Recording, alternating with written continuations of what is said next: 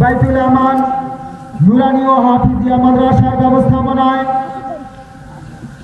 আজকের বার্ষিক তাফসীরুল কুরআন মাহফিলে এখন আপনাদের সামনে প্রধান অতিথির গুরুত্বপূর্ণ নসিহত পেশ করছেন সুদূর সিরাজগঞ্জ থেকে আগত আজকের মাহফিলের প্রধান আকর্ষণ, প্রধান মেহমান, আন্তর্জাতিক খ্যাতি সম্পন্ন মুফাসসিরে কুরআন ও ইসলামী চিন্তাবিদ আলহাজ হযরত মাওলানা আব্দুল বাসেত সাহেব, আলহাজ হযরত মাওলানা আব্দুল বাসেত সাহেব হযরতকে মূল্যবান বয়ান পেশ করার জন্য সবিনয় অনুরোধ জানাচ্ছি।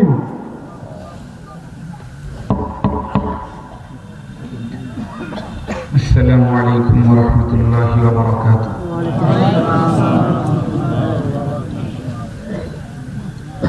ইন্নাল হামদালিল্লাহ নাহমাদুহু ওয়া নাস্তাঈনুহু ওয়া নাস্তাগফিরুহু ওয়া নু'মিনু বিহি ওয়া নাতাওয়াক্কালু আলাইহি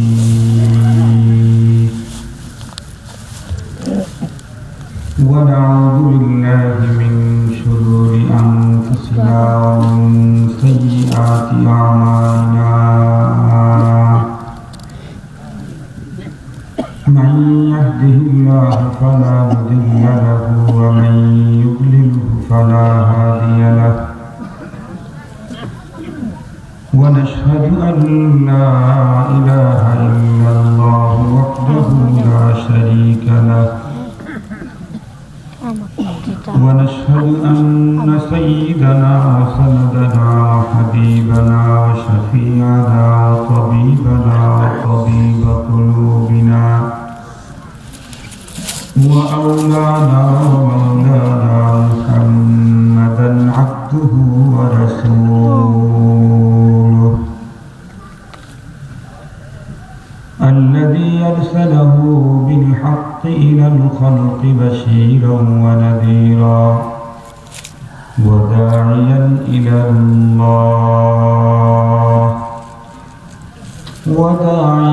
إلى الله بإذنه وسراجا وقمرا منيرا. أما بعد فأعوذ بالله من الشيطان الرجيم. بسم الله الرحمن الرحيم. قل هل يستوي الذين يعلمون والذين لا يعلمون إنما يتذكر أولو الألباب. وقال صاحب القرآن صلى الله عليه وسلم من قرأ حرفا من كتاب الله فله حسنة والحسنة بعشر أمثالها. لا أقول ألف لام ميم حرف بل ألف حرف ولام حرف وميم حرف. صدق الله مولانا العظيم وصدق رسوله النبي الأمي الكريم ونحن على ذلك لمن الشاهدين والشاكرين والذاكرين والحمد لله رب العالمين. اللهم صل على سيدنا مولانا محمد وعلى آله وأصحابه وبارك وسلم. اللهم صل على سيدنا مولانا محمد وعلى آله وأصحابه وبارك وسلم. يا رب صل وسلم دائما أبدا على حبيبك خير الخلق كلهم.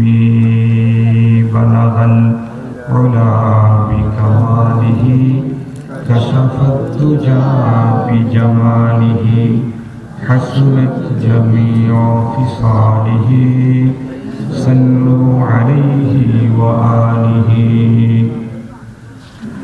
معزز محترم অধ্যকার বাইতুল্লাহ নুরানি মাদ্রাসা হাফিজি মাদ্রাসার ইন্তেজামি কমিটি কর্তৃক আয়োজিত বার্ষিক ওয়াজ মাহফিলের শ্রদ্ধাভাজন সম্মানিত সভাপতি মুআজ্জাজ হযরত বুজুর্গ উলামায়ে কেরাম, বিভিন্ন দ্বীনি মাদারিস থেকে আগত হাদিস তালাবা, বিভিন্ন গ্রাম, বিভিন্ন অঞ্চল, দূর দারাজের এরিয়া থেকে সমাগত সম্মানিত সুধী, সর্বপ্রথম আল্লাহ পাকের দরবারে আলিশানে লাখ কোটি শুকর যে আল্লাহ তাআলা অত্যন্ত দয়া করে, মায়া করে, ভালোবেসে আমাদের হায়াতকে দীর্ঘায়িত করে আজকের এই মুহূর্ত পর্যন্ত সুস্থ সবল রেখে দুনিয়ার সমস্ত ঝামেলা থেকে মুক্ত করে দ্বীনের নিসবতে, কোরআনে পাকের মুহাব্বতে, জান্নাতি আয়োজনের মাঝে সাম্প্রতিককালের শ্রেষ্ঠ মানুষ উলামায়ে কেরামের সান্নিধ্যে আমাদের জিন্দেগির কিছু সময় কাটাবার সুযোগ করে দিয়েছেন। সে আল্লাহ পাকের দরবারে আমরা সকলের শুকরগুজার হচ্ছি। জবান খুলে ভক্তি সহকারে মুহাব্বত নিয়ে দিল থেকে আবেগের সাথে উচ্চ কণ্ঠে সমস্বরে সকলেই পড়ে নেই আলহামদুলিল্লাহ। সম্মানিত উপস্থিতি, আপনারা এতক্ষণ পর্যন্ত দেশের খ্যাতিমান হযরত উলামা মাশায়েখদের জবান থেকে অত্যন্ত গুরুত্বপূর্ণ দ্বীনি দিক নির্দেশনামূলক জরুরি আলোচনা শুনতেছিলেন। মাহফিলের শেষ পর্যায়ে রাত্র বেশ হয়ে গেছে। আল্লাহ তাআলা আমার মতো একজন অযোগ্যকে আপনাদের খিদমতে উপস্থিত করে দিয়েছেন। আমিও আল্লাহ পাকের উপরে পূর্ণ আস্থা রেখে তাঁর কালামে মাজিদ থেকে অতি অল্প কিছু অংশ তেলাওয়াত করেছি। নবী করিম সাল্লাল্লাহু আলাইহি ওয়াসাল্লামের অসংখ্য অগণিত হাদিস মুবারাকা থেকে বহুল পঠিত এখানে হাদিসও পাঠ করেছি। আল্লাহ তাআলা যদি আমাকে তৌফিক দান করেন, তার দ্বারা যদি শামিলে হাল হয়, তাহলে তিলাওয়াতকৃত আয়াতে কারিমা, পঠিত হাদিসকে সামনে নিয়েই গুরুত্বপূর্ণ কিছু কথা আপনাদের খেদমতে পেশ করব। আপনারা দোয়া করেন যাতে করে আল্লাহ তাআলা আমাকে তথ্য সমৃদ্ধ, ইখলাসপূর্ণ, আজকের প্রয়োজনে অতীব জরুরি দিনে আলোচনার তৌফিক দান করেন। সম্মানিত উপস্থিতি, আমি ভাবতেছিলাম কোন বিষয়টা নিয়ে আপনাদের খেদমতে আলোকপাত করা যায়। স্টেজে আসার পরে 7 জন ছেলের মাথার ভিতরে পাগড়ি পরানোর পালা। 7 জন ছেলের মাথার ভিতরে পাগড়ি পরিয়ে প্রমাণ করানো হলো এরা প্রত্যেকেই আল্লাহ পাকের কালাম কোরআনে মাজিদের 30 পারার হাফিজ। তার ভিতরে দুটি শিশু কণ্ঠে আমরা আল্লাহ পাকের কালামের তেলাওয়াত শুনলাম এবং জানতে পারলাম এই শিশু দুটি একই বাবার সন্তান। আমি তার বাবাকে দেখতে চেয়ে তাকে আমি নিচ থেকে উপরে আসার জন্য অনুরোধ করেছিলাম। উনি আপনাদের খেদমতে তার সন্তান এবং সকল তালিব ইলমদের জন্য দোয়া চেয়েছেন। সম্মানিত উপস্থিতি, আমার মাথার ভিতরে তখন ঢুকলো যে কোরআনে পাকের মর্যাদার উপরে কিছু কথা আপনাদের খেদমতে আলোকপাত করলে মনে হয় ভালো হবে। কারণ পৃথিবীর মুসলমান দিন দিন কোরআন শূন্য হতে যাচ্ছে। আপনারা লক্ষ্য করছেন কিনা, কোরআন এ পৃথিবীতে আসার আগ থেকেই কোরআনের শত্রু আছে। কোরআন পৃথিবীতে আসার আগ থেকেই কোরআনে পাকের শত্রু আছে। কোরআনে পাকের শত্রুরা কোরআনকে পৃথিবী থেকে বিদায় করার হাজারো ষড়যন্ত্র অতীতেও করেছে, এখনো চালু আছে। যতদিন পর্যন্ত পৃথিবীতে কোরআন থাকবে, ততদিন পর্যন্ত কোরআনকে শত্রুর মোকাবেলা করে টিকে থাকতে হবে। কিন্তু দুঃখ আর আফসোস আর পরিতাপের বিষয় হলো একটা, সেটা হলো কোরআনের শত্রু ছিল শত্রুদের ঘরে, এখন কোরআনের ফ্যামিলিতেই কোরআনের শত্রুর জন্ম হচ্ছে। আমার ভাষা, আমার কথা তো আপনারা বুঝেন। কোরআনের ফ্যামিলিতেই কোরআনের শত্রু এখন তৈরি হচ্ছে। এটা হচ্ছে সবচেয়ে বড় আফসোস এবং পরিতাপের বিষয়। আপনারা অবশ্যই লক্ষ্য করে দেখেছেন, যেদিন থেকে নেকি আছে সেদিন থেকে গুনাহ আছে। নেকি গুনাহ একই সাথে চলে, তবে নেকির একটা এরিয়া আছে, গুনাহেরও একটা এরিয়া আছে।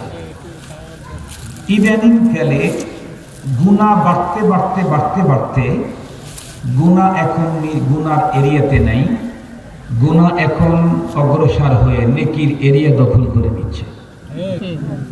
আমার কথা যদি না বুঝে থাকেন তাহলে আপনাদেরকে দুটি মিসাল দিলে ফ্রেশ বুঝতে পারবেন। আমাদের দেশের যাত্রা, সার্কাস, গান, বাদ্য বাজনা নতুন না পুরাতন? পুরাতন। আচ্ছা বলুন তো দেখি, সার্কাস, যাত্রা এগুলি নেকির এরিয়া না গানের এরিয়া? মসজিদ, মাদ্রাসা গানের এরিয়া না নেকির এরিয়া? কি গুনার এরিয়া না নেকির এরিয়া? নেকির এরিয়া। গান, বাদ্য বাজনা, সিনেমা, থিয়েটার, পুতুল নাচ, তথাকথিত সাংস্কৃতিক অনুষ্ঠান এগুলি গুনার এরিয়া। কিন্তু মাদ্রাসা, মসজিদ, মাহফিল, ঈদগাহ মাঠ এগুলি হলো নেকির এরিয়া। আপনারা মনে হয় লক্ষ্য করে দেখছেন, ইদানিং কালে গুনাহের এরিয়া ছেড়ে নেকির এরিয়া দখল করতেছে। আপনারা মনে হয় লক্ষ্য করে দেখেছেন, ইদানিং কালে অনেক ওয়াজ মাহফিলকে এমন আলোকসজ্জা করা হয়, যেই প্রকারের আলোকসজ্জা আমাদের দেশের হিন্দুরা তাদের পূজা অনুষ্ঠানে করে থাকে। ঠিক বললাম না ব্যাঠিক বললাম? আলোকসজ্জা ইসলাম সমর্থন করে না। আপনি খুলে দেখেন কোথাও সমর্থন করে না। এটি ছিল যাত্রার জিনিস, এটি ছিল সার্কাসের এরিয়াতে, এটি ছিল পূজা মণ্ডপে। সেই আলোকসজ্জা যাত্রা, সার্কাস, পূজা মণ্ডপ থেকে এখন তাফসীরুল কোরআন মাহফিলের এরিয়াতে ঢুকে পড়েছে। এখন অনেক জায়গাতেই এগুলি দেখা যায়। আপনারা অবশ্যই লক্ষ্য করে দেখেছেন, ছোট পর্দা, বড় পর্দা, এটা তো গুনাহেরই এরিয়া না? আপনারা কি বলেন? এখন আমাদের বাংলাদেশের অনেক তাফসীরুল কোরআন মাহফিলে প্রজেক্টর নামক ডিজিটাল পর্দা এখন লাগানো হচ্ছে। তাহলে পর্দা এখন গুনার এরিয়াতে ঢুকতেছে। আমরা ছোটবেলায় দেখতাম মানুষ গান বাজাতো, তখন বাদ্যযন্ত্র অ্যাভেলেবেল ছিল। মানুষ বাদ্যযন্ত্রের কথা শুনলে অনেক মানুষ জমা হয়ে যেত, মানুষ একবার শোনার জন্য অবাক হয়ে যেত। টেপ রেকর্ডার যখন আসলো, আমরা যা কথা বলি সেই কথাই আবার ওর ভিতরের থেকে বের হয়। নতুন নতুন যখন আসলো তখন মানুষ অবাক হয়ে গেল, এ কি, আমরা যা বলি ও তাই বলে, মারাত্মক কথা। নতুন নতুন যখন এগুলি নামলো তখন এই গুনাহগুলি গুনাহের এরিয়াতেই ছিল। গান বাজাইতো, যেই দেখতো সামনে মসজিদ মাইক বন্ধ, যেই দেখতো কবরস্থান মাইক বন্ধ, যেই দেখতো মাদ্রাসা মাইক বন্ধ, যেই দেখতো স্কুল মাইক বন্ধ। আপনাদের রংপুরে কি এমন সিস্টেম ছিল না? এখন বলেন, গান শুধুমাত্র গানের এরিয়াতে নাই, যাত্রার স্প্যান্ডেলে নাই, গান এখন মসজিদের ভিতরে নামাজির হালতে। ঠিক বললাম না? ঠিক বললাম? গান এখন মসজিদের ভিতরে। তাহলে গুনাহের এরিয়া পার করে নেকির এরিয়া দখল করে নিচ্ছে। সম্মানিত উপস্থিতি, ঠান্ডা মাথায় কথাগুলি বুঝবেন। যেহেতু গুনার এরিয়া ছেড়ে নেকির এরিয়া দখল করতেছে, স্বাভাবিক সঙ্গত কারণেই নেকি করা এখন আমাদের জন্য টাফ হয়ে যাচ্ছে, কষ্টকর হয়ে যাচ্ছে। গুনাহ অর্জন, গুনাহ থেকে বাঁচা আমাদের জন্য কঠিন হয়ে যাচ্ছে। সম্মানিত উপস্থিতি, খুব ভালো করে কথাগুলি বুঝবেন। যেহেতু কোরআনের ফ্যামিলিতে কোরআনের শত্রু জন্ম নিচ্ছে, এই জন্য এটি সবচেয়ে বেশি ভাবার ব্যাপার। কোরআনের শত্রু ছিল আগে ইহুদির ঘরে, নাসারার ঘরে।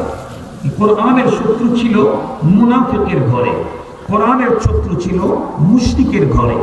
এখন কোরআনের শত্রু মুসলমানের ঘরে। এই কারণে কোরআনে পাকের মর্যাদার উপরে আজকে আমি আপনাদের খেদমতে সংক্ষিপ্ত সময় কিঞ্চিত আলোকপাত করতে চাই। এই তো কিছুক্ষণ পূর্বেই একজন আল্লাহর বান্দার দুটি সন্তান হাফেজে কোরআন হয়ে তাদের মাথায় কোরআনের সম্মানী পাগড়ি পরানো হলো, তাদের দুইজনকে পুরস্কৃত করা হলো বোর্ড কর্তৃক। খুব ভালো করে বুঝবেন, কোরআন এটি কার কিতাব? আল্লাহর কিতাব। কোরআন শুধু আল্লাহর কিতাব না, আল্লাহ পাকের কিতাব তো আসমান থেকে পৃথিবীতে মানুষের হেদায়েতের জন্য 104 খানা নাজিল করেছিলেন। সবগুলি ছিল কিতাবুল্লাহ, কিন্তু কোরআন সবগুলোর ভিতরে ব্যতিক্রম। কোরআন শুধু কিতাবুল্লাহ, কোরআন কালামুল্লাহ। কালামুল্লাহ মানে আল্লাহর নিজের কথা। কোরআনে পাকের প্রতিটি আয়াতে কারিমা স্বয়ং আল্লাহও পড়েছেন। জিবরাইল আমিন পড়ে পড়ে মুহাম্মদুর রাসূল সাল্লাল্লাহু আলাইহি ওয়াসাল্লামের উপরে এগুলি পৌঁছিয়ে দিয়েছেন, নাজিল করেছেন আল্লাহ পাকের হুকুমে। সম্মানিত উপস্থিতি, আপনারা জানেন মানুষ যত দামি হয় তার কথার দাম তত বেশি হয়। একজন মেম্বারের কথার যে দাম, বলুন তো চেয়ারম্যানের কথার দাম তার চাইতে কম না বেশি? চেয়ারম্যানের কথার চাইতে উপজেলা চেয়ারম্যানের কথার দাম কম না বেশি? উপজেলার চেয়ারম্যানের কথার চাইতে একজন এমপির কথার দাম কম না বেশি? এমপির কথার চাইতে একজন প্রতিমন্ত্রীর কথার দাম কম না বেশি? প্রতিমন্ত্রীর কথার চাইতে একজন পূর্ণমন্ত্রীর কথার দাম কম না বেশি? পূর্ণমন্ত্রীর কথার চাইতে একজন স্বরাষ্ট্রমন্ত্রীর কথার দাম কম না বেশি? স্বরাষ্ট্রমন্ত্রীর কথার চাইতে একজন প্রাইম মিনিস্টারের কথার দাম কম না বেশি? এই জগতে এদেশে আপাতত প্রাইম মিনিস্টারের কথার উপরে আপাতত আর কারো কথার দাম নাই। সর্বোচ্চ দাম জাগতিক দিক থেকে এদেশে প্রাইম মিনিস্টারের কথা। সম্মানিত উপস্থিতি, খুব ভালো করে বুঝবেন, প্রাইম মিনিস্টার এদেশে দেশীয় যে পদগুলি আছে এর ভিতরে সবচেয়ে উঁচা পদ, প্রাইম পদ, আপার পদ, সুপ্রিম পদ। এই জন্য তার কথার দাম সবচেয়ে বেশি। কিন্তু বলুন, প্রাইম মিনিস্টারের কথা যদি দাম এত বেশি হয়, যিনি প্রাইম মিনিস্টারকে তৈরি করলেন, যিনি প্রাইম মিনিস্টারকে মিনিস্ট্রিতে বসালেন, যিনি প্রাইম মিনিস্টারকে তামাম দেশ পরিচালনা করার ক্ষমতা দিলেন, যিনি দুনিয়ার সব প্রাইম মিনিস্টারকে তৈরি করলেন, সেই মহান মিনিস্টার, সেই মহান আল্লাহর কথার দাম কম না বেশি? জোরে বলুন। খুব ভালো করে বুঝবেন, যার দাম যত বেশি হয় তার সাথে যারা সম্পর্ক রাখে তাদের দামও বেড়ে যায়। কোরআন যেহেতু আল্লাহর কালাম, আল্লাহ যেমন মহান তার কালাম তেমন মহান। কোরআন যেহেতু আল্লাহর কথা, আল্লাহ যেমন মহান, আল্লাহ যেমন মহান, তার কথা কালাম তেমন মহান। খুব ভালো করে জেনে রাখবেন, এই মহান কালামুল্লাহর সাথে পৃথিবীর যত মানুষের সম্পর্ক হবে, কোরআনে কারীম তাদের দাম মর্যাদা অস্বাভাবিক বাড়িয়ে দিবে। কিভাবে বাড়ে, কিভাবে বাড়ে, এই কথাটাই আপনাদের খেদমতে বলে আপনাদের কাছ থেকে বিদায় নেব। তার আগে একটা কথা জিজ্ঞেস করি, আমাদের দেশে একজন মন্ত্রীর কথার দাম আছে না নাই? মন্ত্রীর দাম আছে না নাই? বলুন তো দেখি, আমাদের দেশে একজন মন্ত্রী লিগ্যাল পন্থায় কয় বছরের জন্য মন্ত্রী হয়? only for 5 years, শুধুমাত্র 5 বছর লিগ্যাল পন্থায়। এর চাইতে বেশি টাইম থাকতে চাইলে বৈধ না অবৈধ? অবৈধ। 2 বছর পরেও তো কারো মন্ত্রিত্ব যায় না, যায় না?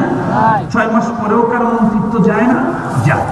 একজন মন্ত্রী শুধুমাত্র কেবলমাত্র 5 বছরের জন্য এক মন্ত্রণালয়ের চেয়ারম্যান হওয়ার কারণে তার যদি এত দাম বাড়ে, এই মন্ত্রীর সাথে যাদের সম্পর্ক হয় তাদেরও দাম বাড়ে, তাদেরও দাঁত হয়, তাদেরও পাওয়ার আসে, তাদেরও দণ্ডিকতা আসে, তাদেরও চাউনি বাড়ে, তাদেরও মর্যাদা বাড়ে, তাদেরও কদর বাড়ে। কিভাবে বাড়ে? যত মানুষ মন্ত্রীর সাথে ভালো সম্পর্ক রাখে তাদেরই দাম বাড়ে। মন্ত্রীর খালাতো ভাই, সেও কিন্তু ছোট মন্ত্রী না। মন্ত্রীর ওয়াইফের খালাতো ভাই, সে তো 3 মন্ত্রী সমান মর্যাদা রাখে। আপনারা কি বলেন? এমন আমাদের দেশে এই সিস্টেম আছে না নাই? মন্ত্রীর গাড়ির ড্রাইভার সেও 100 খাটো এমপির চেয়ে কম না। ঠিক বললাম না? ঠিক বললাম। মন্ত্রীর বাড়ির সিকিউরিটি গার্ডের দায়িত্বে নিয়োজিত যে আছে সেও কিন্তু কম না। আমার জানা মতে একজন থানার দলীয় নেতার চাইতে একজন মন্ত্রীর গার্ডের দায়িত্বে নিয়োজিত লোকের মর্যাদা বেশি। কারণ থানার নেতা যতক্ষণ পর্যন্ত গার্ড তাকে মন্ত্রী পর্যন্ত ঢোকার পারমিশন না দিবে ততক্ষণ পর্যন্ত থানার নেতা ও মাননীয় মন্ত্রীর সাথে সাক্ষাৎ করার সুযোগ নেই। খুব ঠান্ডা মাথায় কথাগুলি বুঝতে হবে। শুধুমাত্র চলে গেলেন, কান তৃপ্তি নিলেন, চলে গেলেন, এগুলির জন্য আমরা আসি না। এগুলি আমাদের টার্গেট না। আমাদের টার্গেট হলো প্রতিটি মুসলমান যারা তাদের মহামূল্যবান সময় আমাদেরকে এখানে দিতে এসেছেন তাদের মস্তিষ্ককে ওয়াশ করে দেওয়া, তাদের চিন্তা চেতনার পরিবর্তন সাধন করা, তাদেরকে একটি সঠিক বইয়ের উপরে উঠায়া দেওয়া, তাদেরকে কল্যাণের পথ নির্দেশনা দিয়ে দেওয়া।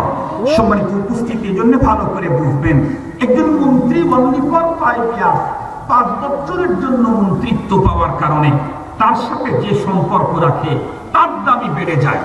মন্ত্রীর সাথে সম্পর্ক যদি কারো খারাপ হয়, সে যদি মন্ত্রীর আপন ভাইও হয়, মন্ত্রীর মর্যাদা যত বাড়ে, আপন ভাই হলেও তার জীবনের ঝুঁকি তত বাড়ে। ঠিক বললাম না ভুল বললাম? এটা আমাদের দেশের রাজনীতির কথা বলতেছি। আর মন্ত্রীর আপন ভাই হলে কি হবে? মন্ত্রীর সাথে সম্পর্ক যদি খারাপ হয়, মন্ত্রীর ক্ষমতা যত বাড়ে, ভাইয়ের জীবনের আর সম্পদের আশঙ্কা তত বাড়ে। কিন্তু অন্য কেউ মন্ত্রীর সাথে গুড কানেকশন, সুসম্পর্ক রাখে, তাহলে ওই লোকেরও দাম বাড়ে।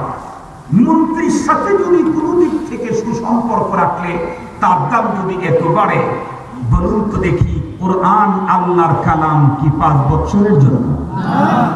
20 বছরের জন্য? কতদিনের জন্য? জি না, কিয়ামত পর্যন্ত। মানে কিয়ামত এসে গেলে কোরআন আল্লাহর কালাম আর থাকবে না। কিয়ামত পর্যন্ত বললেন কেন? বলেন আজীবনের জন্য, চিরকালের জন্য। এই পৃথিবী থাক আর না থাক, কোরআন আল্লাহর কালাম। পৃথিবী থাক আর না থাক, কোরআন আল্লাহর কালাম। কথাটা মনে রেখেন।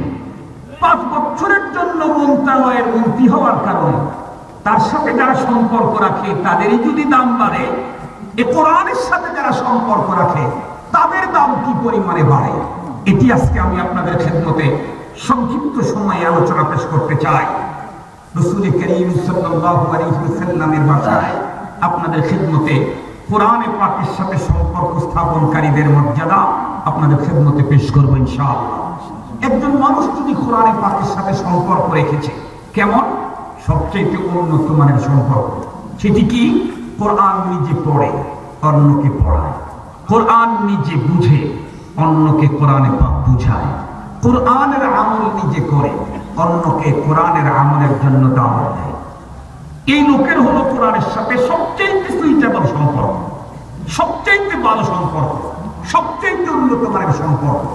সে কোরআন পড়ে, অন্যকে পড়ায়, কোরআন বুঝে, অন্যকে বুঝায়, কোরআনের আমল করে, অন্যকে কোরআনের পথে আহ্বান করে। এই লোকটার দাম কেমন? আমার রাসূল করিম সাল্লাল্লাহু আলাইহি ওয়াসাল্লাম বলেন, এই লোকটি কোরআনের সাথে এমন সুসম্পর্ক রাখার কারণে এর দাম হলো ফজলুল আলিম আলাল আবিদ কাফদলি আলা আদনাকুম। এই হাদিসের তরজমা শুধুমাত্র শাব্দিক তরজমায় হাদিসের কোনোই মর্ম বুঝতে পারবেন না। আগে আমার কাছ থেকে কিছু কথা শুনেন, তাহলে হাদিসের মর্ম 100% বুঝতে পারবেন। বলুন তো দেখি, এই পৃথিবীতে যত মানুষ আছে এর ভিতরে সর্বশ্রেষ্ঠ মানুষ নবী এবং রাসূলদের পরে পৃথিবীর সর্বশ্রেষ্ঠ মানুষ কারা? জোরে বলুন, আবার বলুন। এই পৃথিবীর নবী রাসূলদের পরে সবচাইতে শ্রেষ্ঠতম মানুষ হযরতে সাহাবায়ে কেরাম রিদওয়ানুল্লাহি তাআলা আলাইহিম আজমাইন।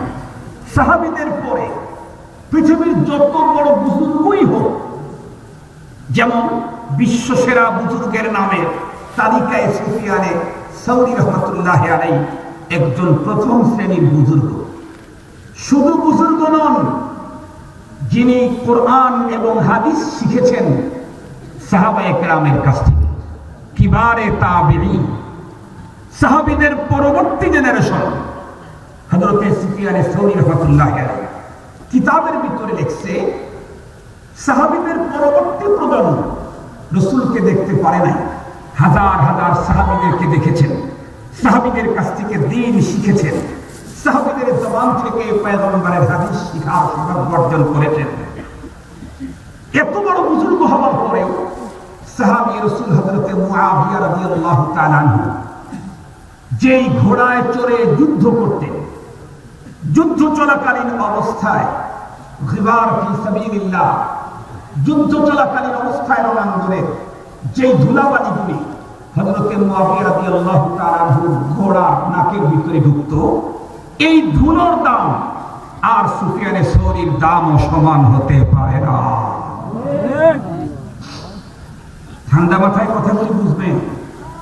সুফিয়ান সাউরী কিবারে তাবিঈন, যাদের সম্পর্কে আমার রাসূল বলেছেন খায়রুল কুরুনি কারনী সুম্মাল্লাযীনা ইয়ালুনাহুম সুম্মাল্লাযীনা ইয়ালুনাহুম, এই পৃথিবীর সর্বশ্রেষ্ঠ যুগ হলো আমার সাহাবাদের যুগ, এরপরে সুফিয়ান সাউরীর যুগ, তাবেঈর যুগ, সোনালী যুগের দ্বিতীয় স্টেটের একজন প্রথম শ্রেণীর তাবেঈ। ওনার মর্যাদাও একজন সাহাবীর মর্যাদা না, সাহাবীকে ঘোড়ায় চড়ে যুদ্ধ করেছেন, সেই ঘোড়ার মর্যাদাও না, সেই ঘোড়ার নাকের ভিতরে যেই ধুলো ঢুকেছে এই ধুলোর মর্যাদাও সুফিয়ান সাউরীর চাইতেও বেশি। এই হলো সাহাবায়ে কেরামের মর্যাদা উম্মতের উপরে। সবচাইতে বড় সাহাবীর কথা বলতেছি না, বলুন তো দেখি সকল সাহাবীদের ভিতরে সবচাইতে বড় মর্যাদার অধিকারী কে? সিদ্দিক আকবর রাদিয়াল্লাহু তাআলা আনহুর মর্যাদা কেমন? সমস্ত নবীদের ভিতরে মুহাম্মদুর রাসূলুল্লাহর মর্যাদা যেমন, সকল সাহাবায়ে কেরামের ভিতরে আবু বকর সিদ্দিকের মর্যাদা তেমন। এই সিদ্দিক আকবরের তুলনায় নবীর মর্যাদা কেমন খুব ভালো করে বুঝবেন। আমি কিন্তু আপনাদেরকে মূল পয়গম্বরের হাদিসের মূল জিনিসটা বোঝানোর জন্য চেষ্টা করতেছি। সিদ্দিক আকবরের মতো আরো ডজন খানেক আবু বকর সিদ্দিক যদি এক জায়গায় করা হয়, তারপরেও কি একজন নবীর মর্যাদা হবে? প্রশ্নই উঠে না, প্রশ্নই উঠে না। সম্মানিত উপস্থিতি, তাহলে একজন সাধারণ পয়গম্বরের মর্যাদা কোথায়? সমস্ত পয়গম্বরকে যদি এক পাল্লায় রাখেন, মুহাম্মদুর রাসূলুল্লাহ সাল্লাল্লাহু আলাইহি ওয়াসাল্লামকে যদি আরেক পাল্লায় রাখেন, বলুন তো দেখি কার পাল্লা ভারী হবে? একটা হাদিস আপনাদেরকে শোনাই, তাফসীরের কিতাবের ভিতরে লিখছে, আমি আমার নিজের চোখে দেখে বলতেছি। হযরত আদম আলাইহিস সালাম, হযরত হাওয়া আলাইহিস সালাম, আমাদের দেশের সকল উলামায়ে কেরাম এবং আমরা সবসময় নারীদের মর্যাদার কথা বর্ণনা করতে গিয়ে আমরা কিন্তু এই কথা বলে থাকি, সকল নবী এবং রাসূল, গাউস, কুতুব, পীর, পয়গম্বর সবাই এসেছে মায়ের গর্ভে। কথাটা তো অবশ্যই সহি, কিন্তু আমার জিজ্ঞাসা আপনাদের কাছে, প্রথম মা হযরতে হাওয়া, উনি কার গর্ভে আসছেন? বলেন, আমার কথা বুঝেন? উনি কারো গর্ভে আসছেন? উনি কারো গর্ভে আসেন নাই, তবে উনিও আরেকজনের থেকে আসছেন, সেটা হলেন হযরত আদম আলাইহিস সালাম। এজন্য নারী জাতিকে মনে রাখতে হবে, আপনি যত বড় ব্যারিস্টারই হন, আপনি যত বড় নেতা নেত্রী হন, পৃথিবীর প্রথম নারীটা, প্রথম মানুষ নারী না, প্রথম মানুষ পুরুষ। সেই পুরুষের বাম পাশের বাঁকা হাড্ডি থেকে নারীকে তৈরি করা হয়েছে। একজন মানুষের তুলনায় তার শরীরের একটা হাড্ডির যে মর্যাদা, একজন পুরুষের তুলনায় একজন নারীর সেই মর্যাদা। আপনি যাই হন, পুরুষের বাম পাশের বাঁকা হাড্ডি থেকে তৈরি করা হয়েছে।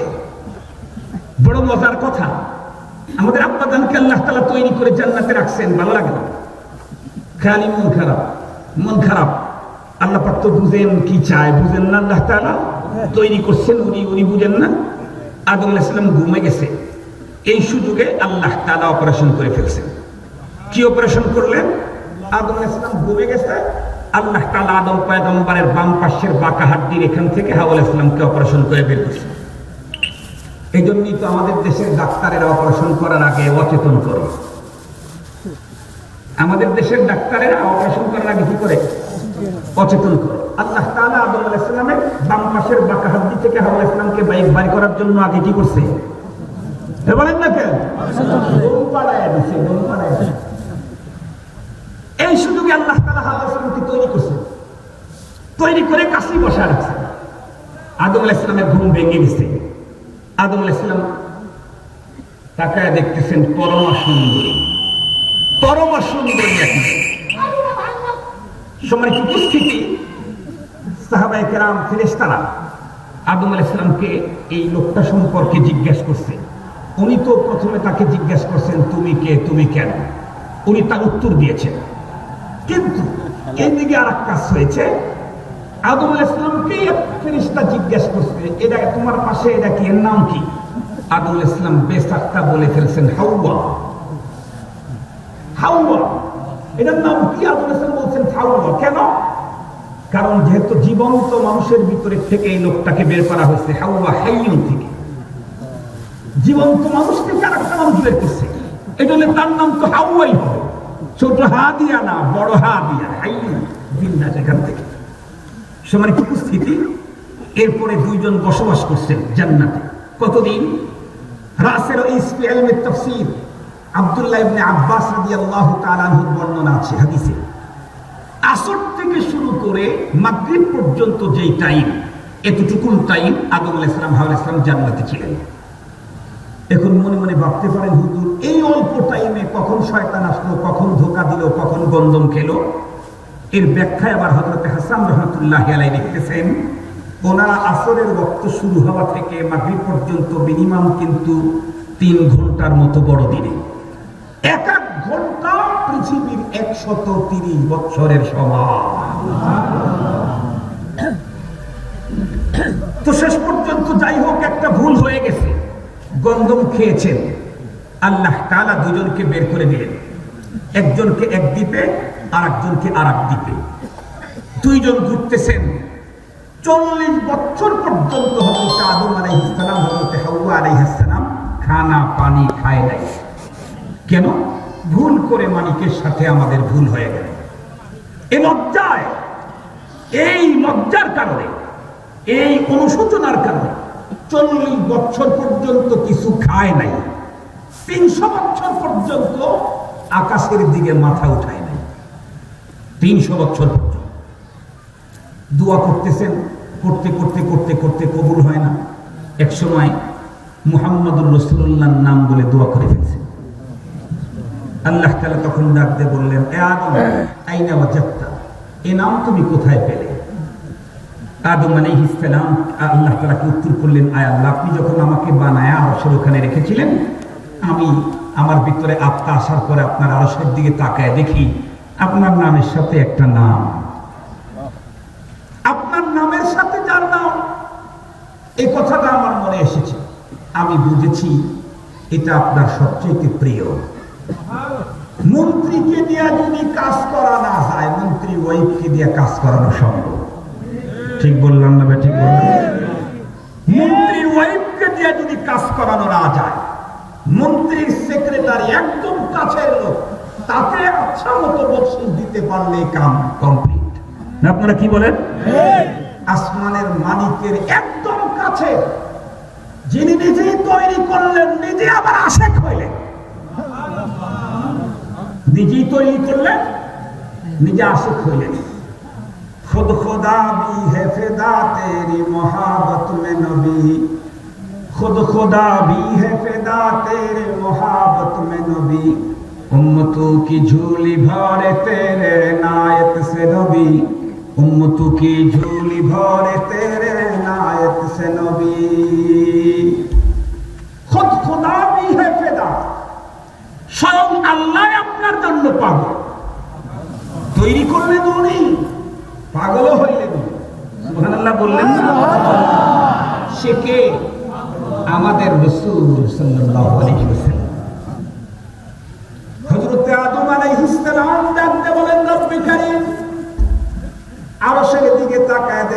তোমার নামের সঙ্গে একটা নাম দেখা যায়।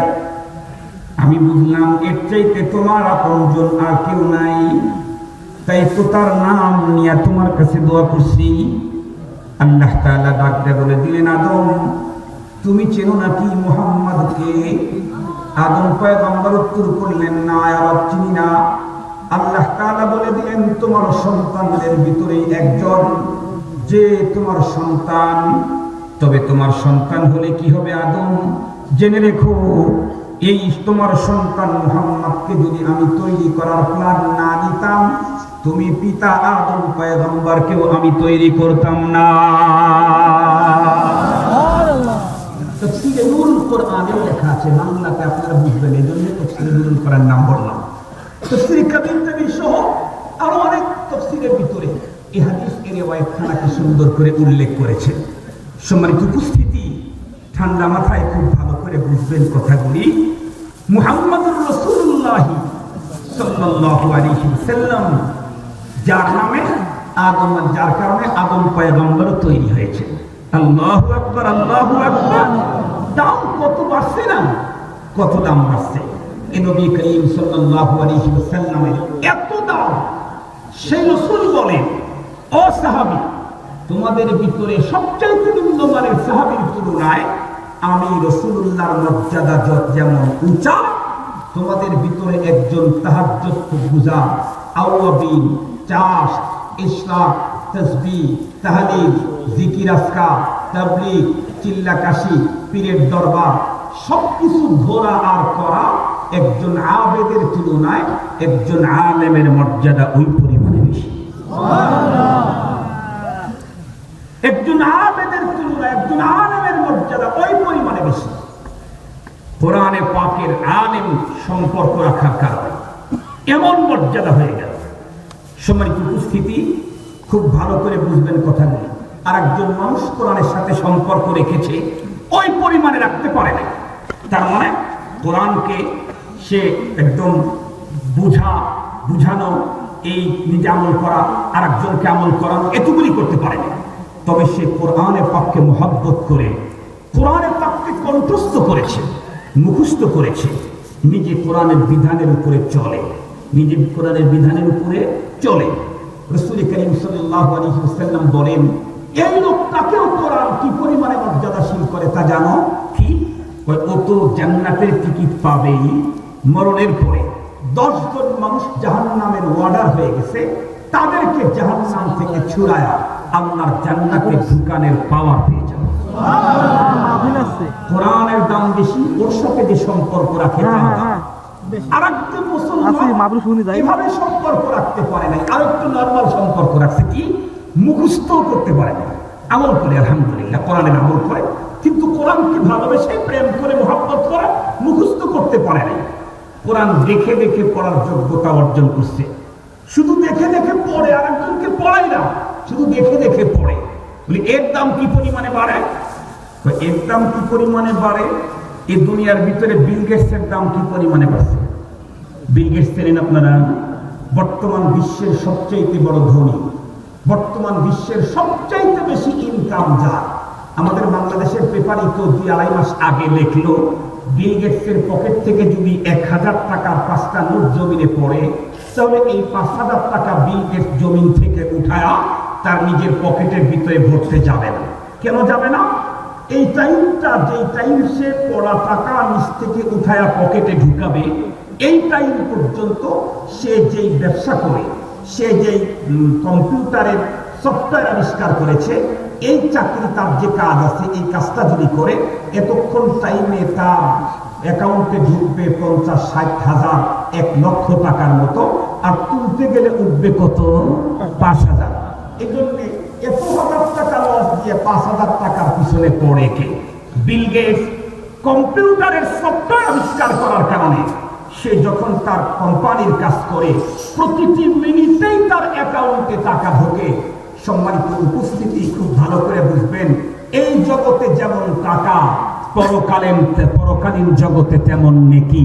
খুব ভালো করে বুঝবেন, এ পৃথিবীর কোন মুসলমান নারী আর পুরুষ যদি তাদের মস্তিষ্কে, যাদের সিনাতে কোরআনের সফটওয়্যার আবিষ্কার করতে পারে, কোরআন দেখে পড়ার যোগ্যতা অর্জন করে, যতক্ষণ পর্যন্ত কোরআনে পাকের তিলাওয়াত করতে থাকবে ততক্ষণ পর্যন্ত ওর অ্যাকাউন্টে বিল গেটসের মতো বিল গেটসের অ্যাকাউন্টে টাকা ঢোকে আর কোরআনওয়ালার অ্যাকাউন্টে নেকি ঢুকতে থাকে। কি পরিমাণে ঢোকে ঠান্ডা মাথায় বুঝবেন। আমি যেই হাদিস পড়েছি, হাদিস আমার রাসূল বলেন, মান ক্বারাআ হারফাম মিন কিতাবিল্লাহ। এ মুসলমানের নারীরা ভালো করে শুনো, আমাদের দেশের বর্তমান সমাজের মুসলমানের নারীরা ব্যস্ত। কিসে ব্যস্ত? বিশেষ করে 2-3টা কাজে ব্যস্ত। এক নাম্বার, ছোট বাচ্চা 3.5 বছরের বাচ্চাকে কেবি স্কুলে নিয়ে যেতে ব্যস্ত, এটা তাদের একটা ব্যস্ততা। আর এক নাম্বার, ইসলাম জলসার কিরণমালা দেখতে ব্যস্ত। ঠিক বললাম না? ঠিক বললাম। এদেশের মুসলমান নারীরা তার সন্তানকে সকালবেলায় ফজরের নামাজ পড়ছে না পড়ে নাই, সন্তানকে আল্লাহ রাসূল শিখাইছে না শিখায় নাই সেটা বড় কথা না। 3.5 বছরের বাচ্চাকে নিয়ে তাকে স্কুলে যেতে হবে। স্কুলে যে যাচ্ছে সবাই কি পর্দা করেই যায়? আমি নিজেই তো দেখেছি, যেই মায়েরা নুরানিতে তার সন্তানকে ভর্তি করায় তারা চক্ষু লজ্জার কারণে পর্দা করে, কিন্তু অনেকেই তার চেহারা ঢাকে না। যদি নুরানি বক্তব্যে তার মা যদি চেহারা না ঢেকে আসে, সেই ক্ষেত্রে একজন সন্তানের মা কিন্ডারগার্টেনে যখন যাবে তখন তো বোরকা নেওয়ার প্রশ্নই ওঠে না।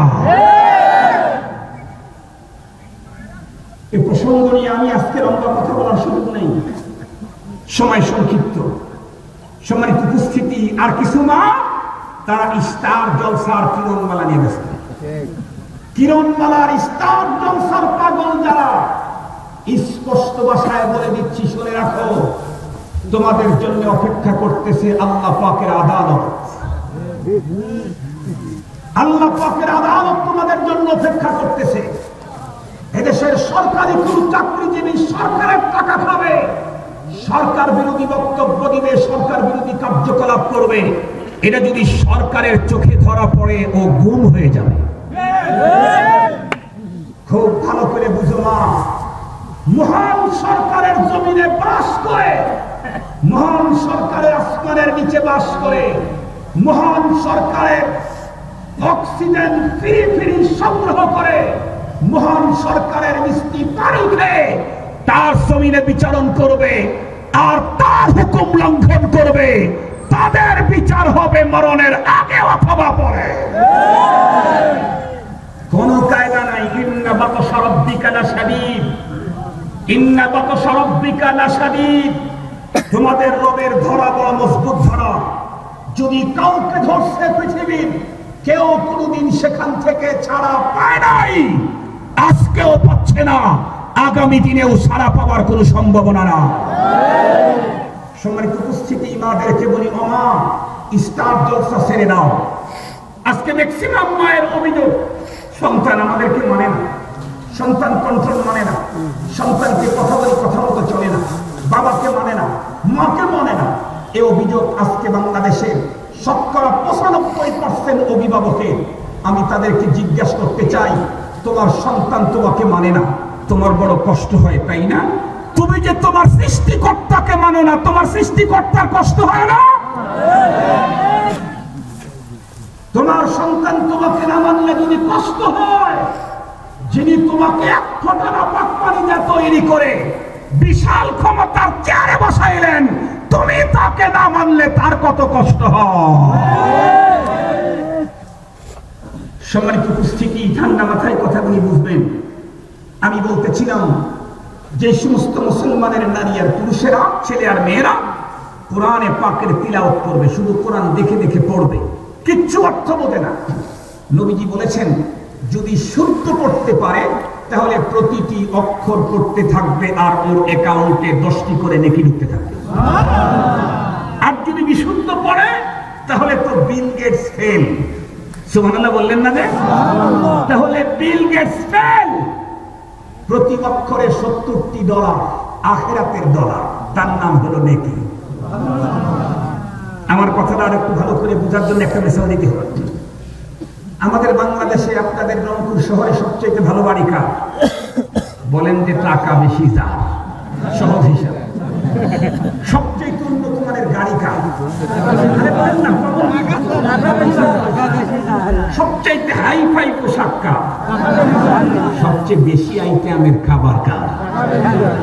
তো আপনি 1 লক্ষ টাকা নিয়ে হজে গেলেন আমেরিকায়, সৌদি আরবে, বাংলাদেশের 1 লাখ টাকা নিলেন, নিয়ে সৌদির কোন শপিং মলে ঢুকলেন, নাতি নাতনিদের জন্য ইচ্ছে মতো শপিং করলেন, এরপর 50,000 টাকা বান্ডিল কচকচা ব্যাংক নোট বের করে দিলেন। সৌদি আরবের দোকানদার গ্রহণ করবে কি? কি বলবে? ইয়া হাজি মা হাজি, এই হাজি এগুলি কি? আপনি তখন বলবেন হাজি টাকা, এগুলি টাকা। সৌদির দোকানদার বলবে এগুলি চলে ঢাকা।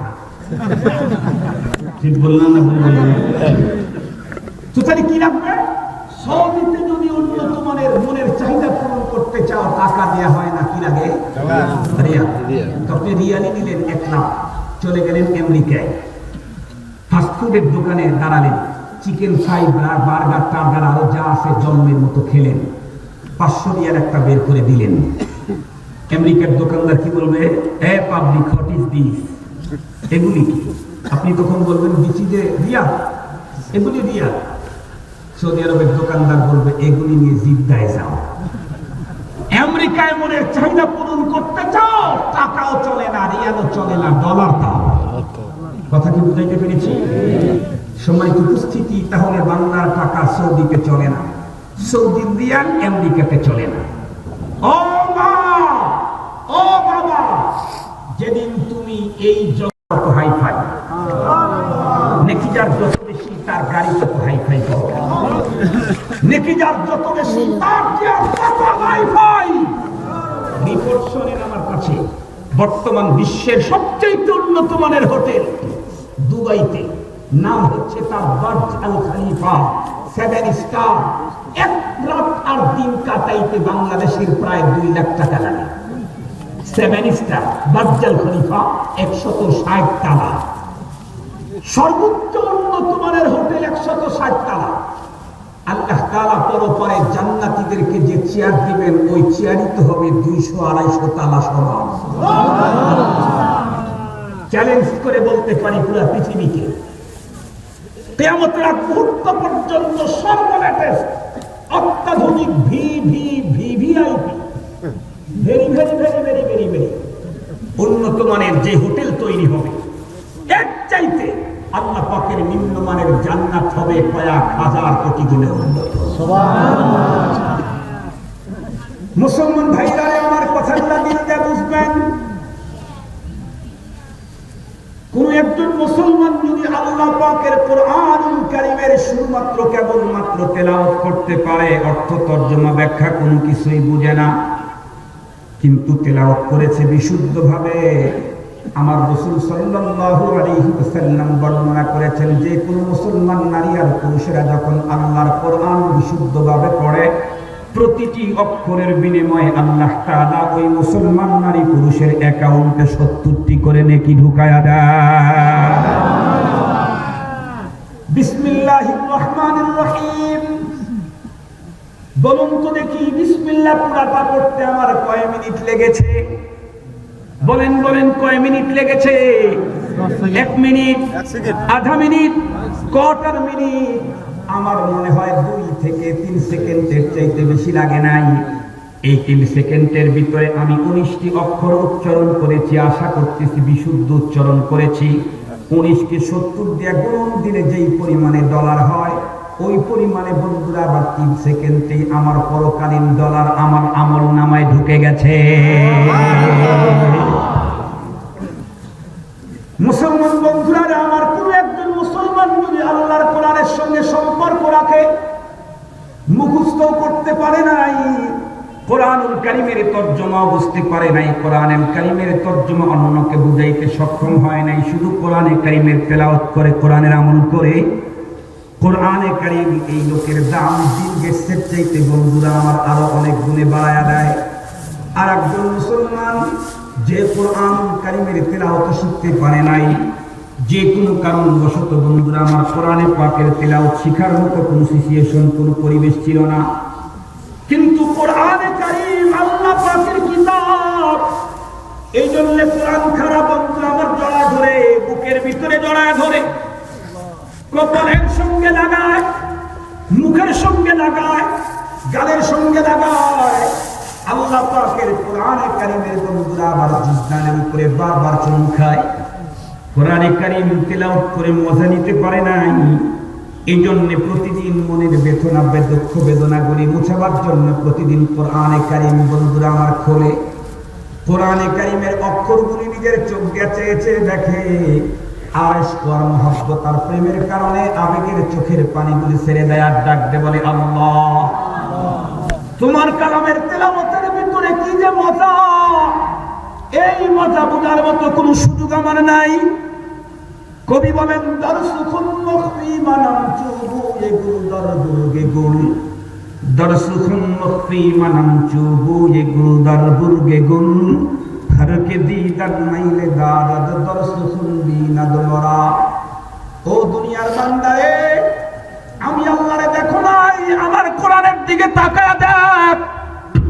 আমার কোরআনের দিকে তাকাইলে আমারে পাবি তুই।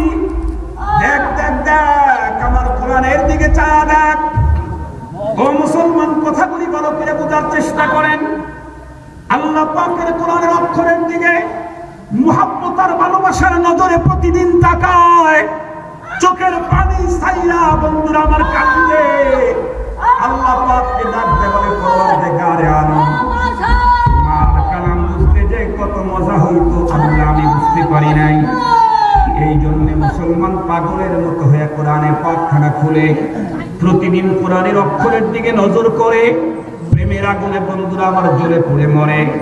ওর যে কত বড় মর্যাদা হয়, এই প্রসঙ্গে একটা ঘটনা আমি সনদ সহকারে আপনাদেরকে বলতে চাই।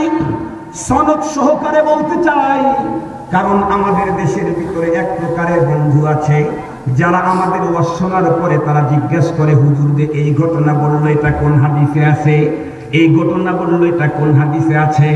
এই জাতীয় কোনো কথা আপনাদেরকেও বলতে পারে। এই জন্য বন্ধুরা আমার, তাদের ওই প্রশ্নের জবাব আপনাদের দিতে যাতে কষ্ট না হয়, আমি নিজেই তাদেরকে এই প্রশ্নের জবাব দিয়ে দেই। আমি এই ঘটনা বলার পরে কেউ জিজ্ঞেস করতে পারে, আমাদের দেশের কিছু বন্ধু আছে যারা বলবে এটা কোন হাদিসে আছে, কিন্তু হাদিসের কথা না। তার মানে উনি বুঝাইতে চান যেটা হাদিসের কথা না সেটা সত্য না। আমি আপনাদেরকে জিজ্ঞাসা করি, হাদিসের কথা না যেটা, এই সবগুলা কি মিথ্যা? হাদিস না হলেই কি সেটা মিথ্যা হবে? আপনি বলুন তো দেখি, বাংলাদেশের মুক্তিযুদ্ধ হয়েছে না হয়? এটা কোন হাদিসে আছে? বলেন না কেন? তারপরে ঘটনা সত্য না মিথ্যা? আমেরিকার টুইন টাওয়ার বিধ্বস্ত হয়েছে না হয়? এটা কোন হাদিসে আছে? তারপরেও টুইন টাওয়ার বিধ্বস্ত হওয়ার ঘটনা সত্য না মিথ্যা? ব্রিটিশকে এই ভারতবর্ষ থেকে খেদানো হয়েছে, আন্দোলন হয়েছে, এটা সত্য না মিথ্যা? এটা কোন হাদিসে আছে? কারণ এগুলি কোরআন এবং হাদিসের একটা যুগ ছিল, যেই যুগে কোরআন নাজিল হয়েছে, যেই যুগের মানুষের কথা হাদিস। উনি মহানবী সাল্লাল্লাহু আলাইহি ওয়াসাল্লাম, এই নবীজি চলে গেছেন, পৃথিবীতে আর কোরআন আর হাদিস আবিষ্কারের কোন কথা নেই। কিয়ামত পর্যন্ত হাজারো ঘটনা ঘটবে। এই ঘটনা থেকেও আমাদেরকে ইবরত হাসিল করতে হবে, নসিহত অর্জন করতে হবে। আল্লাহ পাক কোরআন হাকিমের ভিতরে অতীতের বহু ঘটনা প্রবাহ বর্ণনা করে বলেছেন, ফাতাবিরু ইয়া উলিল আবসার, এই ঘটনা থেকে তোমরা নসিহত অর্জন করো। কিয়ামত পর্যন্ত অতীতের ঘটনা থেকে সামনের জীবনের নসিহত অর্জন করতে হবে। এটা কোরআনের আহ্বান। আমি যেই ঘটনা বলতেছি ঘটনা সত্য। আমি শুনেছি ব্রিটিশ খেদাও আন্দোলনের অন্যতম সিপাহসালার হুসাইন আহমদ মাদানী রহমতুল্লাহি আলাইহির বড় ছেলে আসাদ মাদানী রহমতুল্লাহি আলাইহির জবান থেকে, আমি তখন ছোট, আমার আব্বা রহমতুল্লাহি আলাইহি প্রতিষ্ঠিত মাদ্রাসা বেতুয়া মাদ্রাসা, এই মাদ্রাসায় সর্বপ্রথম আওলাদের রাসূল আসাদ মাদানী রহমতুল্লাহি আলাইহি এসেছিলেন। এলাকার ভিতরে কি যে এক আনন্দ! নবীজিকে কেউ দেখেন নাই, নবীজির বংশের মানুষকে দেখার জন্য সবাই পাগল। আমার মনে পড়ে মাগরিবের পর, দেখতে দেখতে না 12টা পার হয়ে গেছে। তারপরেও কিছুক্ষণ না বললে আপনারা কষ্ট পাবেন, তাই না?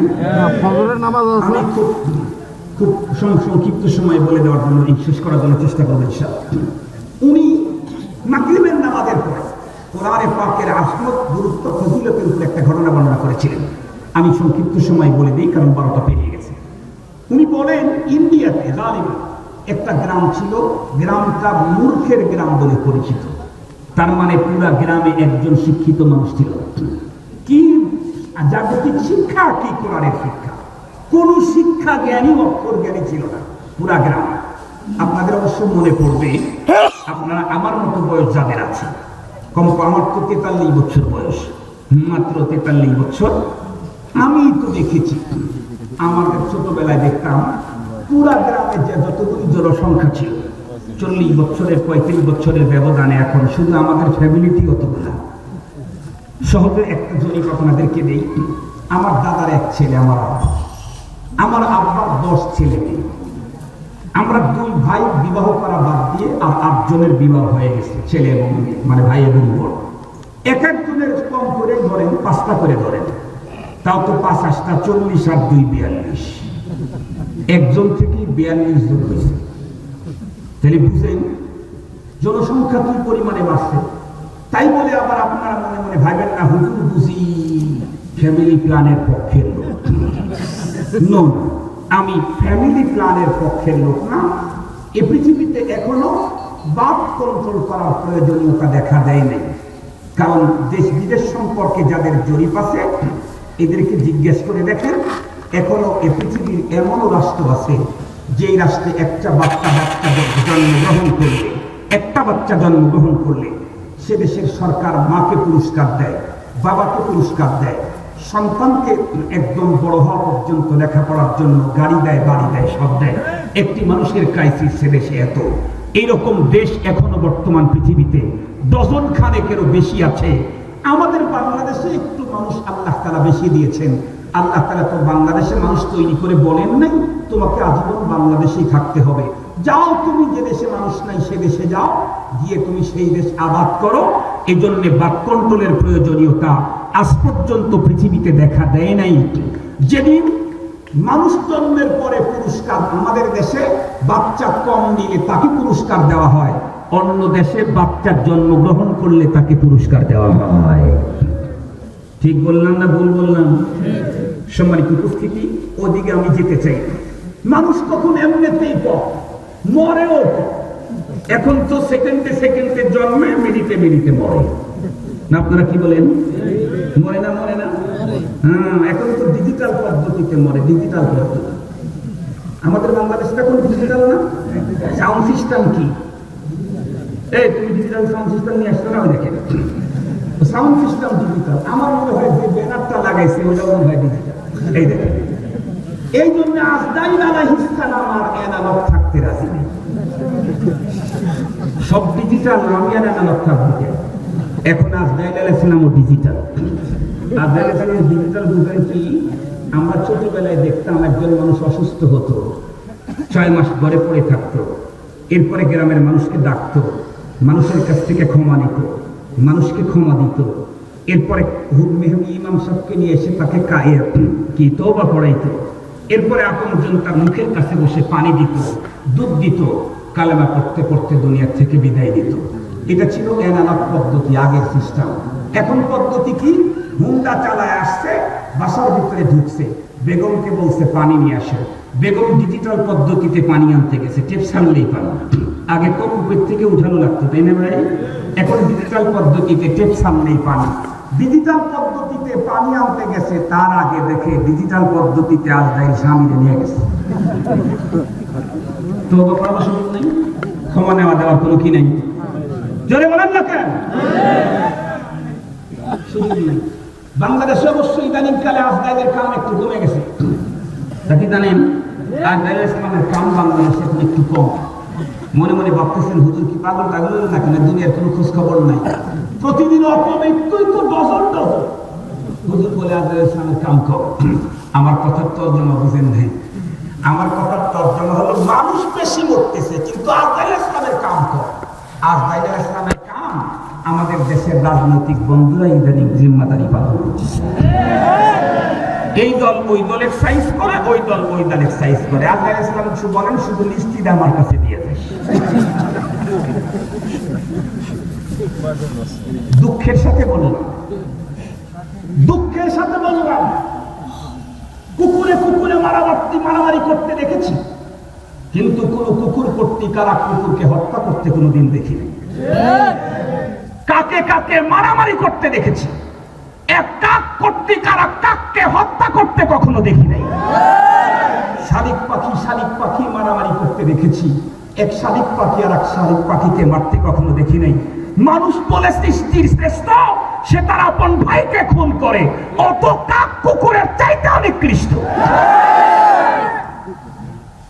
অত কাক কুকুরের চাইতে নিকৃষ্ট। মানুষ সৃষ্টির শ্রেষ্ঠ, আপন ভাইকে হত্যা করে। সবচাইতে বড় দুঃখের কথা, মনুষ্যত্ব বিদায় নিচ্ছে দিন দিন, মনুষ্যত্ব বিদায় নিচ্ছে। সারা জীবন বক্তৃতা করলাম, বক্তৃতা শুনলাম, পৃথিবীর সবাই পর হতে পারে, মা কখনো পর হয় না। আজকের ডিজিটাল যুগে মা কর্তৃক তার সন্তানকে হত্যা করা হচ্ছে। মনুষ্যত্ব কোথায় আছে? মনুষ্যত্ব কোথায়? এরপরেও আমাদের দেশের এক প্রকারের জ্ঞান পাপী আল্লাহর কোরআনের শিক্ষা দীক্ষা এগুলি বন্ধ করতে চায়। আজকে পর্যন্ত এদেশে মাদ্রাসা মক্তবে কোরআনের শিক্ষা চালু আছে বলে আজ পর্যন্ত আপনার সন্তান আপনি ঠান্ডা পানি চাইলে পানি দিয়ে দিচ্ছে। যে দেশে কোরআনের শিক্ষা চালু নাই, সেই দেশে বুড়া আমার বাবাকে ঠান্ডা পানি দেওয়ার সিস্টেম নাই, তাই তো বৃদ্ধাশ্রম করতে হয়। কোরআনের শিক্ষা বাদ দিলে বুড়ো অবস্থায় সন্তানের পানি তোমার কপালে নসিব হবে না। গিয়ে দেখো আমেরিকা, গিয়ে দেখো কানাডায়, সব বুড়োদেরকে গরুর খড়ের মতো এক খড়ের মতো উঠে আছে। কোরআনের শিক্ষা যারা অর্জন করে, বাবা যত অসুস্থ হোক, যত অসুস্থ হয়, যত দুর্বল হয়, কোরআনের শিক্ষার্থীরা বাবার জন্য তত নিবেদিত প্রাণ হয়। আমার ভাই এখানে আছে, আপনাদের ঢাকা ব্যাংকের সেকেন্ড ম্যানেজার, আপনি তাকে জিজ্ঞেস করে দেখতে পারেন। আমার আব্বা 100 বছর বয়সে এক বছর 16 মাস আগে ইন্তেকাল করেছেন। আব্বাকে আমি আমার বুকের ভিতরে জড়িয়ে ধরে বাথরুমে বসাইছি। আব্বা বাথরুম করার পরে আমি নিজে পরিষ্কার করে দিয়েছি। বুকের ভিতরে ছোট সন্তান যেমন জড়ায় ধরে, এইভাবে জড়ায় ধরে নিয়ে সবার বেডে শোয়েছে। আব্বা তখন হুঁশ ছিল না, ইন্তেকালের 1-2 দিন আগে। আব্বা কখন যে তার হাতের সাথে ময়লা মাখাইছেন আমি টের পাইনি। আমি যখন আব্বাকে এভাবে জড়ায় ধরছি, আব্বা আমাকে এভাবে এখান থেকে হাত দিয়েছে। আব্বার হাতের সাথে পায়খানা ছিল, এটা আমার গেন্দির সাথে কখন লাগছে আমি বুঝিনি। আমার ওয়াইফ আমাকে বলতেছিল যে আব্বার বাথরুম এখন খুব বেশি গন্ধায়, এই জন্যে আব্বার একটু ভালো করে চেষ্টা করে। ও আবার অসুস্থ, আব্বার খুব খেদমত করছে আলহামদুলিল্লাহ। আব্বা সেই জামানায় তাকে মা বলে ডাকছে, এবং মাঝে মাঝে 2-1 দিন পর পরে পুরাতন বাসা থেকে আমার নতুন বাসার ওখানে এসে অন্য ছেলেদেরকে দেখে বলতো আমার মায়ের কাছ থেকে টাকা নিয়ে আসো। কি পরিমাণে খেদমত করলে শ্বশুর তার মানে ছেলের বউকে মা বলে সম্বোধন করতে পারে, আলহামদুলিল্লাহ। এরপরে আমাকে বলতেছে যে আব্বা কিন্তু এখন পায়খানা করে, পুরা বাড়ি কিন্তু এখন বন্ধ হয়ে যায়, এই দেখো তো এরকম ইয়ে করা যায় না। আমি বললাম তোমার যদি কষ্ট হয় তুমি ওই কর্নারে রুমে থাকো। আব্বার ল্যাট্রিন আমার কাছে বন্ধ হয় না, আমার গায়ের সাথে লেগে আছে, তাও আমার বন্ধ নেই। কারণ ওই বাবা, আমি যখন ছোট ছিলাম বাবার হাত ধরে পায়খানা করে দিয়েছি, তখন আমার বাবার নাকে গন্ধ যায় নাই, তখন আমার মায়ের নাকে গন্ধ যায় নাই। মা কোলের ভিতরে সন্তানের পায়খানা নিয়ে ভাত খাইছে, খায় নাই। মনুষ্যত্বের প্রমাণ, মনুষ্যত্বের স্বভাব হলো এই। ওই মার বাবা যখন আমার মতো অসহায় হবে, আমি যেমন ছোটবেলায় অসহায় ছিলাম, ওনারা আমাকে ছোটবেলায় যে মহব্বত আর প্রীতি আর ভালোবাসা দিয়ে লালন করেছেন, আমি যদি মানুষ হয়ে থাকি, আমার বাবা আর মা যখন অসহায় হবে, এর চাইতে বেশি প্রীতি আর ভালোবাসা দিয়ে তাকে লালন করতে হবে। এই ভালোবাসা যদি পেতে চাও, কোরআনের শিক্ষালয় বন্ধ করো না, কোরআনের শিক্ষা প্রতিষ্ঠান বন্ধ করার দরকার নাই। তুমি তোমার সন্তানকে কোরআন থেকে বঞ্চিত করলে তুমি কিন্তু ঐশীর মতো মেয়ের বাবা হওয়ার সম্ভাবনা আছে। মুসলমান ভাইরারে, আমার লম্বা কথা বলতে চাই না, আমি শুধু বলতেছিলাম তখনকার সময়ে মানুষ খুব কম, মানুষ মরত কম। ওই যে ইন্ডিয়ার মূর্খের গ্রামের ভিতরে একজন মানুষের মরণ হয়ে গেল, বন্ধুরা আমার, মরণ হওয়ার পরে এই লোকটা, বন্ধুরা আমার, যেই হোক সেই হোক, যেহেতু মুসলমান, অবশ্যই তাকে জানাজা করে তারপরেই তো কবরে নামাইতে হবে, নাকি জানাজা ছাড়াই দিবেন? জোরে বলেন না ভাই। জানাজার নামাজে 3 তাকবীর পড়েন আর 1.5 তাকবীর পড়েন, তাকবীর দিয়েই জানাজা করতে হবে, নাকি বলেন? 3 তাকবীরে জানাজাও যদি পড়েন তাও পড়া লাগবে, যেহেতু ধর্মের পরিচয় ইসলাম লিখেছিল। জাতীয়তার জায়গায় পূরণ করতে গিয়ে বাংলাদেশি লেখছে, ধর্মের সব পূরণ করতে গিয়ে ইসলাম লিখেছিল। মরণের পরে জানাজা তার করতেই হবে, কিন্তু দুঃখ আর পরিতাপের বিষয় হলো পুরা গ্রামের ভিতরে জানাজা করার মতো একজন যোগ্য লোক নাই। গ্রামের ভিতরে থেকে 3-4 জনকে আশেপাশের গ্রামের ভিতরে পাঠিয়ে দেওয়া হলো, দেখো কোন গ্রামে হুজুর পাওয়া যায়, নিয়ে আসো লাশটা জানাজা করার জন্য।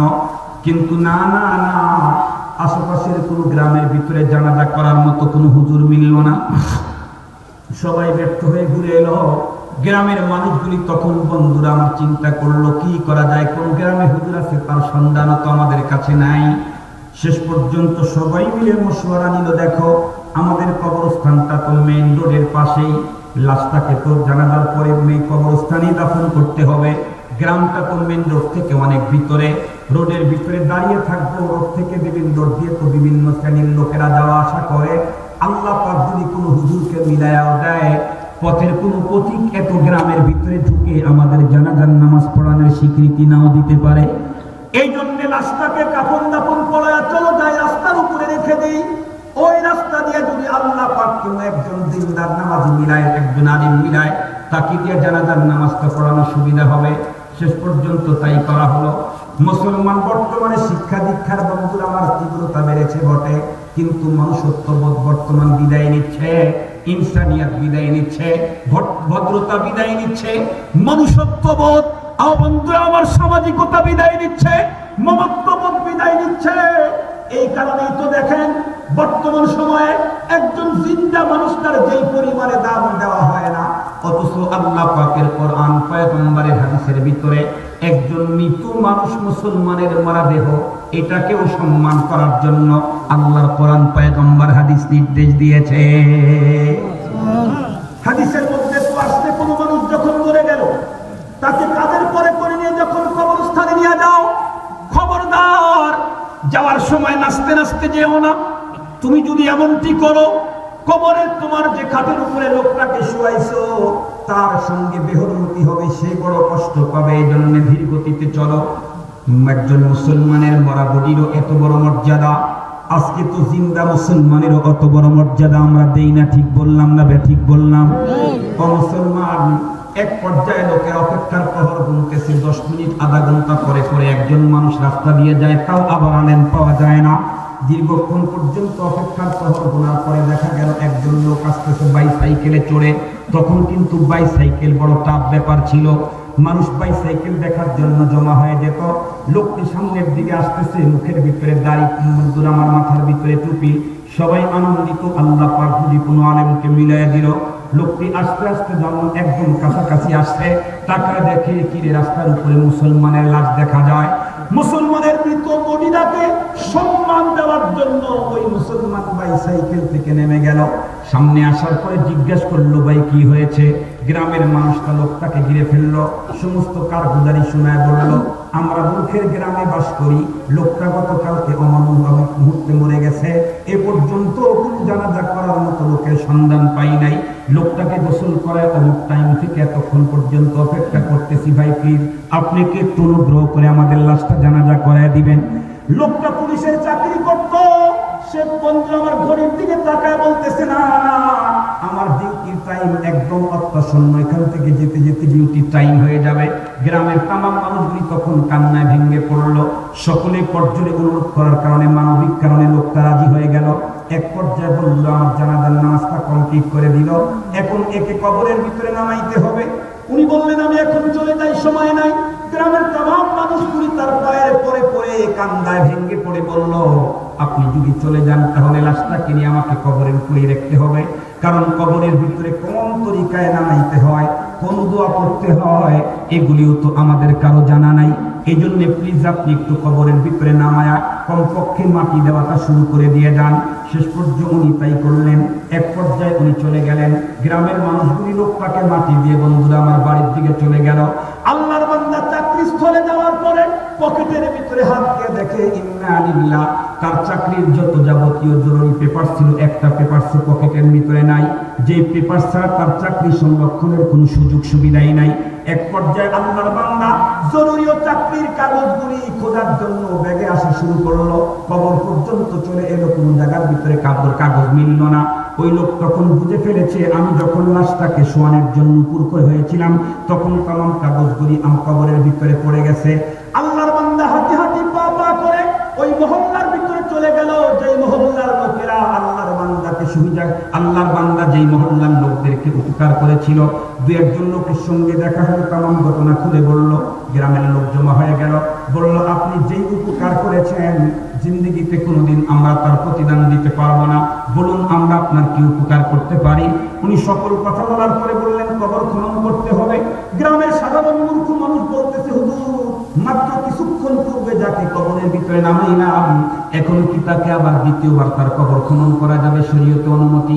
উনি বললেন, শরীয়তের ব্যাপারটা তো আমি ডিল করবো, আমি বুঝবো, অসুবিধা নাই, বিশেষ প্রয়োজন হলে কবর খনন করার অনুমতি আছে, এবং মাত্র 40 থেকে 50 মিনিট আগে কবর দিয়েছি, আশা করা যায় এখন পর্যন্ত লাশ ফলে নাই, ফাটে নাই। তোমরা চলো, উপকার আমাকে করো। গ্রামের তামাম মানুষের উপচে পড়া ভিড়। মুসলমান মাত্র কিছুক্ষণ পূর্বে, 40 থেকে 50 মিনিট পূর্বে যে লোকটাকে নরমাল মাটির কবরের ভিতরে কবরস্থ করা হলো, এর কবরটা যখন খনন করে উপরের থেকে মাত্র, বন্ধুরা আমার, চাটাইটা যখন টান মারছে, এমন সুঘ্রাণ ছড়িয়ে পড়ছে, যেমন সুঘ্রাণ জিন্দেগিতেও কোনোদিন কোনো নাকের ভিতরে ঢোকে না। এরপরে মুসলমান বাসগুলি যখন একটার পরে একটা কবরের উপর থেকে বাসগুলি যখন টান দিয়ে সরাইছে, কি দেখে আল্লাহ, মাত্র 40-50 মিনিট পূর্বে যাকে নরমাল কবরের মাটির ভিতরে কবর দিলাম, 40-50 মিনিটের ব্যবধানে এখন দেখতেছি পুরা কবরের ভিতরে লাশটা আর দেখা যায় না। পুরা কবরটাকে, বন্ধুরা আমার, ফুল দিয়ে একদম জাম করে দেওয়া হয়েছে। ফুলের উপরে কাগজগুলি যেই কর্নারের, বন্ধুরা আমার, হিসেব বাদ সরাইছে, ওই কর্নারে সুন্দর করে রাখা। উনি বললেন, দ্রুত গতিতে কাগজগুলি দাও, পূর্বের মতো করে আবার কবরটাকে হামলার করে দাও। শেষ পর্যন্ত কবরটাকে যখন সমান করে দেওয়া হলো, আল্লাহর বান্দার চাকরির কথা আর মাথার ভিতরে নাই, ওর মাথার ভিতরে ঢুকলো, আমাকেও তো একদিন এই কবরের বাসিন্দা হতে হবে। कैसे कैसे ताजदारो बादशाह चल बसे, वो खजीना वाला खाना शान शौकत क्या हुई, कैसी कैसी खूबसूरत रानिया शहजादिया, तन बदन सब गल गया है, शक्ल सूरत क्या हुई, आए मेरा दर्दी जहानत रफ्ताना, जाने बाइज रही आखिर दादानस, हुस्न तेरा चंद रोज आखिर फना हो जाएगा, जिस पे तेरा नाज है वो खाके में मिल जाएगा। আমাকেও তো একদিন মরতে হবে, কবরের ভিতরে যেতে হবে। সেই দিন আমার কবরের ভিতরে জানি এত সুন্দর আগুন, এত সুন্দর সেন্ট জাতীয়, বন্ধুরা আমার, লাগায়, আমার কবরের ভিতরে জানি এত সুন্দর করে ফুলের হয়। এই জন্য বন্ধুরা আমার, আল্লাহর বান্দা পাগলের মতো হয়ে গেল। দেখে বললেন, এই লোকের সবচাইতে আপনজন কি আছে? উনি দেখে বললেন, লোকেরা বলল, এর ছেলে নাই, মেয়ে নাই, শুধুমাত্র কেবলমাত্র একজন মেয়ে আল্লাহ পাক তাকে দিয়েছেন। মেয়েটিকে তার বাসার ভিতরে, নিজের বাসার ভিতরে একজন ছেলের সঙ্গে বিবাহ দিয়ে করজামা রেখেছিলেন। একমাত্র তার মেয়ে বলতে পারবে তার বাবার কেমন আমল ছিল। লোকটি চলে এলেন, আসার পরে তার মেয়েকে পর্দা মেনটেন করে ডাক দিলেন, মা, ও মা, তোমার আব্বা কোন আমল করতো মা? আমি নিজ হাতে তোমার আব্বার লাশটা মাত্র 40-50 মিনিট পূর্বে নরমাল মাটির কবরের ভিতরে নামাইলাম। কোন আমল করতো গো মা? মা 40 মিনিটের ব্যবধানে এখন দেখতেছি তোমার আব্বার কবরটা জান্নাতের বাগান হয়েছে। ওই আমল তো আমারও করা দরকার।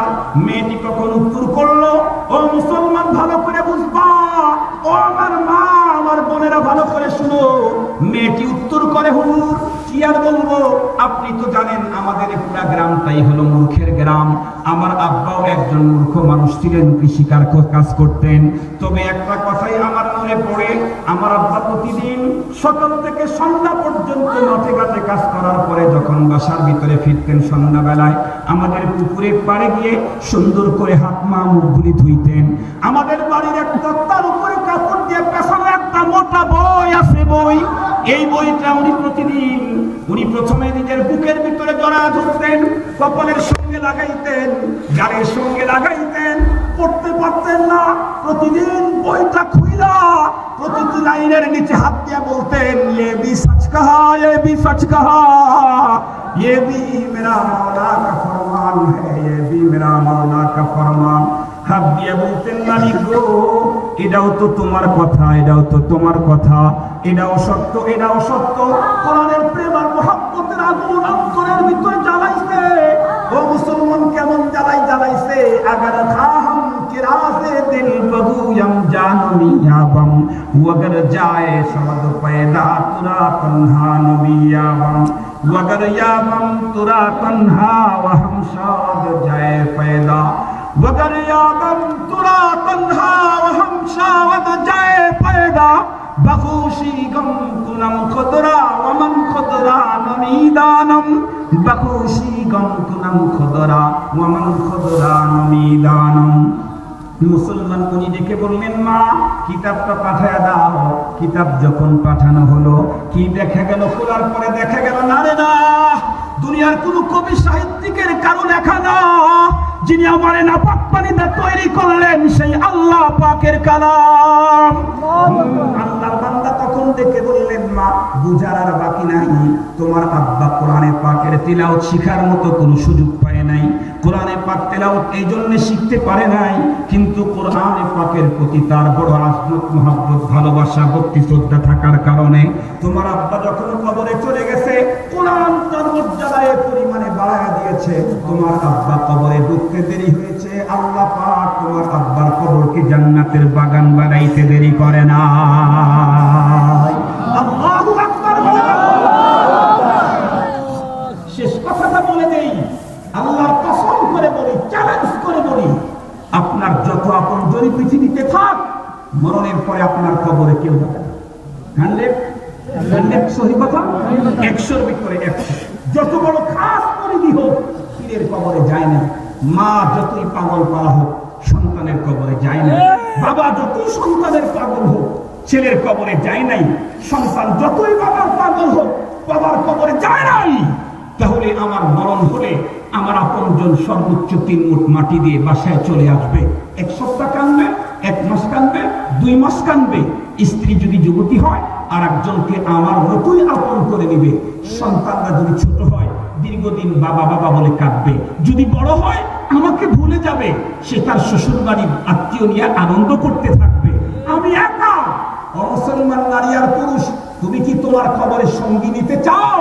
তাহলে তোমাদেরকে বলতে চাই, আল্লাহর কোরআনকে তিলাওয়াত করো, আল্লাহর কোরআন পড়ো। কমপক্ষে 2টা টাইম, দিনের শুরু ভাগে পড়ো, রাত্রের শুরু ভাগে পড়ো, সকালে পড়ো, সন্ধ্যায় পড়ো। ঘুম থেকে যখন ওঠো, মুখস্থ থেকে কোরআন পড়ো। রাস্তা যখন চলো, কোরআনে পাকের তিলাওয়াত করো। জীবনটাকে কোরআনের আইনে সাজাও। আল্লাহর কসম, তোমাকে যখন কবরের ভিতরে কবর দিয়ে সব মানুষ চলে যাবে, কোরআনে কারীম তখন তোমার মাথার দিকে দাঁড়ায় যাবে। হাদিসের মধ্যে আসছে, ইদা উদিআল মাইয়িতু ফি কবরিহি, স্পষ্ট হাদিসের মধ্যে আসছে, কোরআনে পাক মাথার দিকে দাঁড়াবে। দাঁড়ায়া কোরআন ওয়ালাকে দেখে বলবে, ও দোস্ত, দুনিয়াতে তুমি আমাকে লালন করেছো, আজকে আমি তোমাকে পাহারাদারি করব। কতদিন?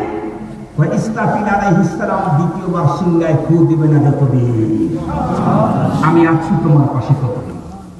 ইসরাফিল আলাইহিস সালাম সিংহায় ফু দিবে হাসরের ময়দানে, আমি তোমাকে একা ছাড়ব না। ও ময়দান তখন কখনো তুমি যাওনি, আমি তোমাকে রাহবারি করব। সুবহানাল্লাহ। যখন তোমাকে কোনো কথা জিজ্ঞেস করবে, তুমি নিজে আল্লাহর সামনে কি বলবা? ভুল হবে। তুমি চুপ করে থাকবে, আমি তোমার পক্ষে ব্যারিস্টারগিরি করো। আমি আল্লাহর আদালতে তোমার পক্ষের ব্যারিস্টার। আল্লাহ পাকের রাসূলকে দিয়ে আল্লাহ জানায়া দিয়েছেন, আল কোরআন শাফিউন মুশাফফাউন। কোরআন পরকালে কোরআনওয়ালাদের পক্ষে সুপারিশ করবে। আল্লাহ আগেই ফ্লাশ করে দিয়েছেন। আল্লাহ বলেন কোরআনের সুপারিশ গ্রহণ করা হবে। এই জন্য মাকে বলতে চাই, ও মা, ইস্তার জলসা ছেড়ে দাও, কিরণমালা ছেড়ে দাও। যেই টাইম এগুলার পিছনে ব্যয় করো, ওই টাইম মালিকের সাথে প্রেমের গল্প করো। ওই টাইম আল্লাহর কোরআনে পাকের তিলাওয়াত করো। ওই সময়টা কোরআন পড়ো। ও মা, আজকে তোমাকে লাল শাড়ি পরায়া নিয়ে আসতে ফুলের পাপড়ি তোমার উপরে ছিটানো হয়েছে। সেদিন বেশি দূরে নয় যেদিন তোমাকে সাদা শাড়ি পরায়া ঘর থেকে বের করে দিবে। তোমার দাদি কি দিছে? তোমার দাদি তোমার চাইতে আরো অত্যন্ত স্তরফিকারের অধিকারী ছিল। তাকে দিয়েছে, তোমাকেও দিবে, অপেক্ষা করো। তোমার মাকে দিয়েছে, তোমাকেও দিবে। সেদিন আর কাউকে পাওয়া যাবে না। এই জন্য সেই দিনে তোমার সঙ্গী বানাবার জন্য কোরআনে পাকের তিলাওয়াত শুরু করো। আমি বলতেছিলাম, এখন তো যদি কেউ কোনো ব্যক্তি শুধু কোরআন মুখে নেন, চুবা খান, তাতে কিন্তু হবে না। কারণ এখন তো অ্যাভেলেবেল কোরআন শরীফ শিক্ষা নেওয়ার, গ্রহণ করার সুযোগ আছে। ওই লোকের সুযোগ ছিল না, তাই সে তেলাওয়াত শিখতে পারে নাই। এই আবেগের কারণে কেঁদেছে।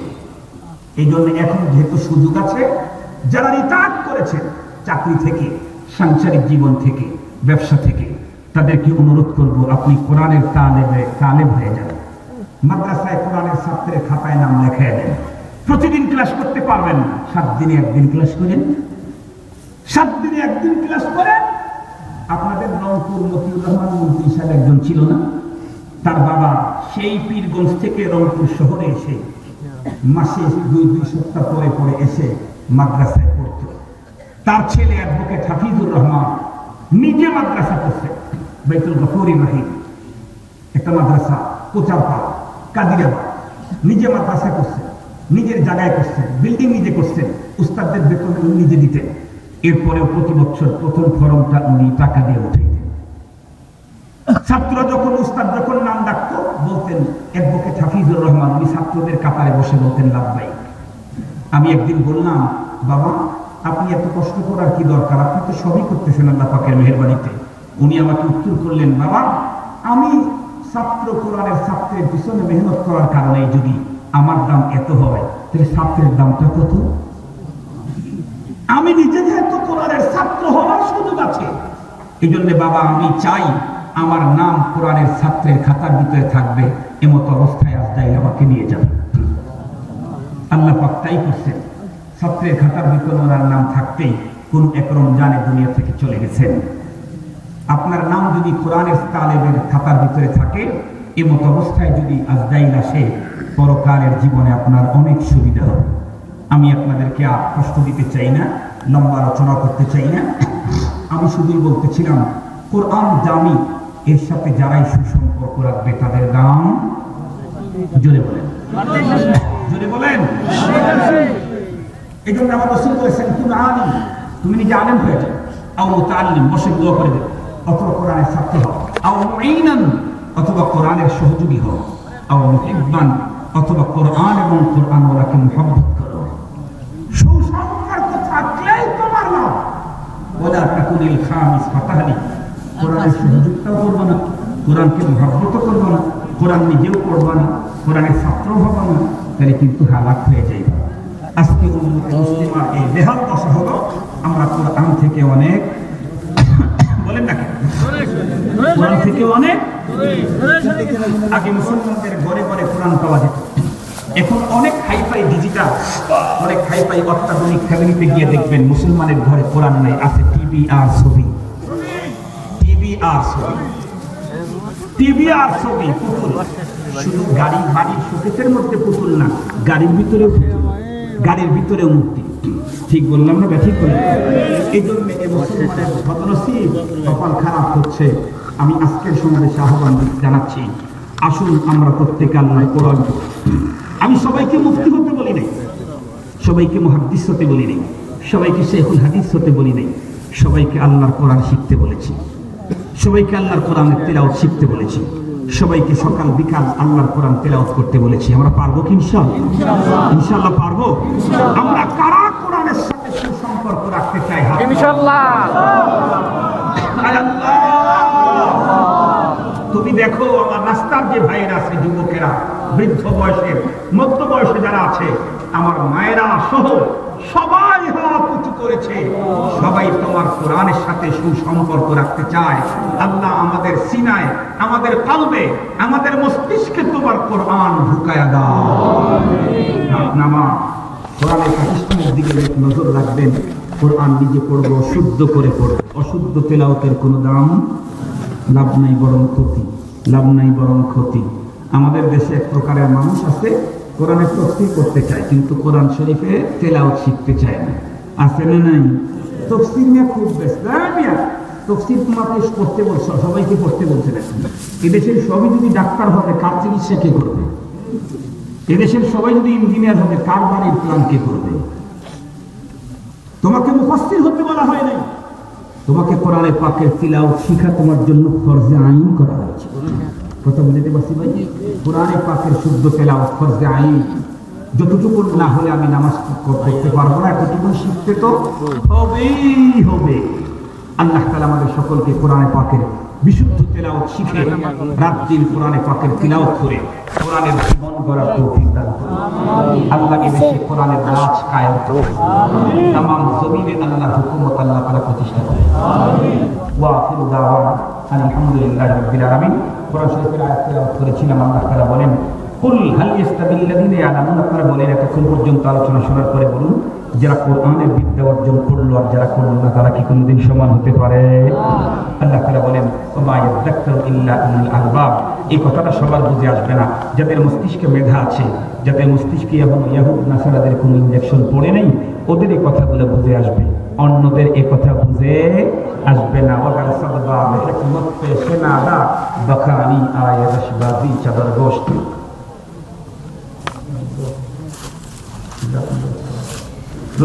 اللهم صل على سيدنا محمد وعلى آله وأصحابه وبارك وسلم.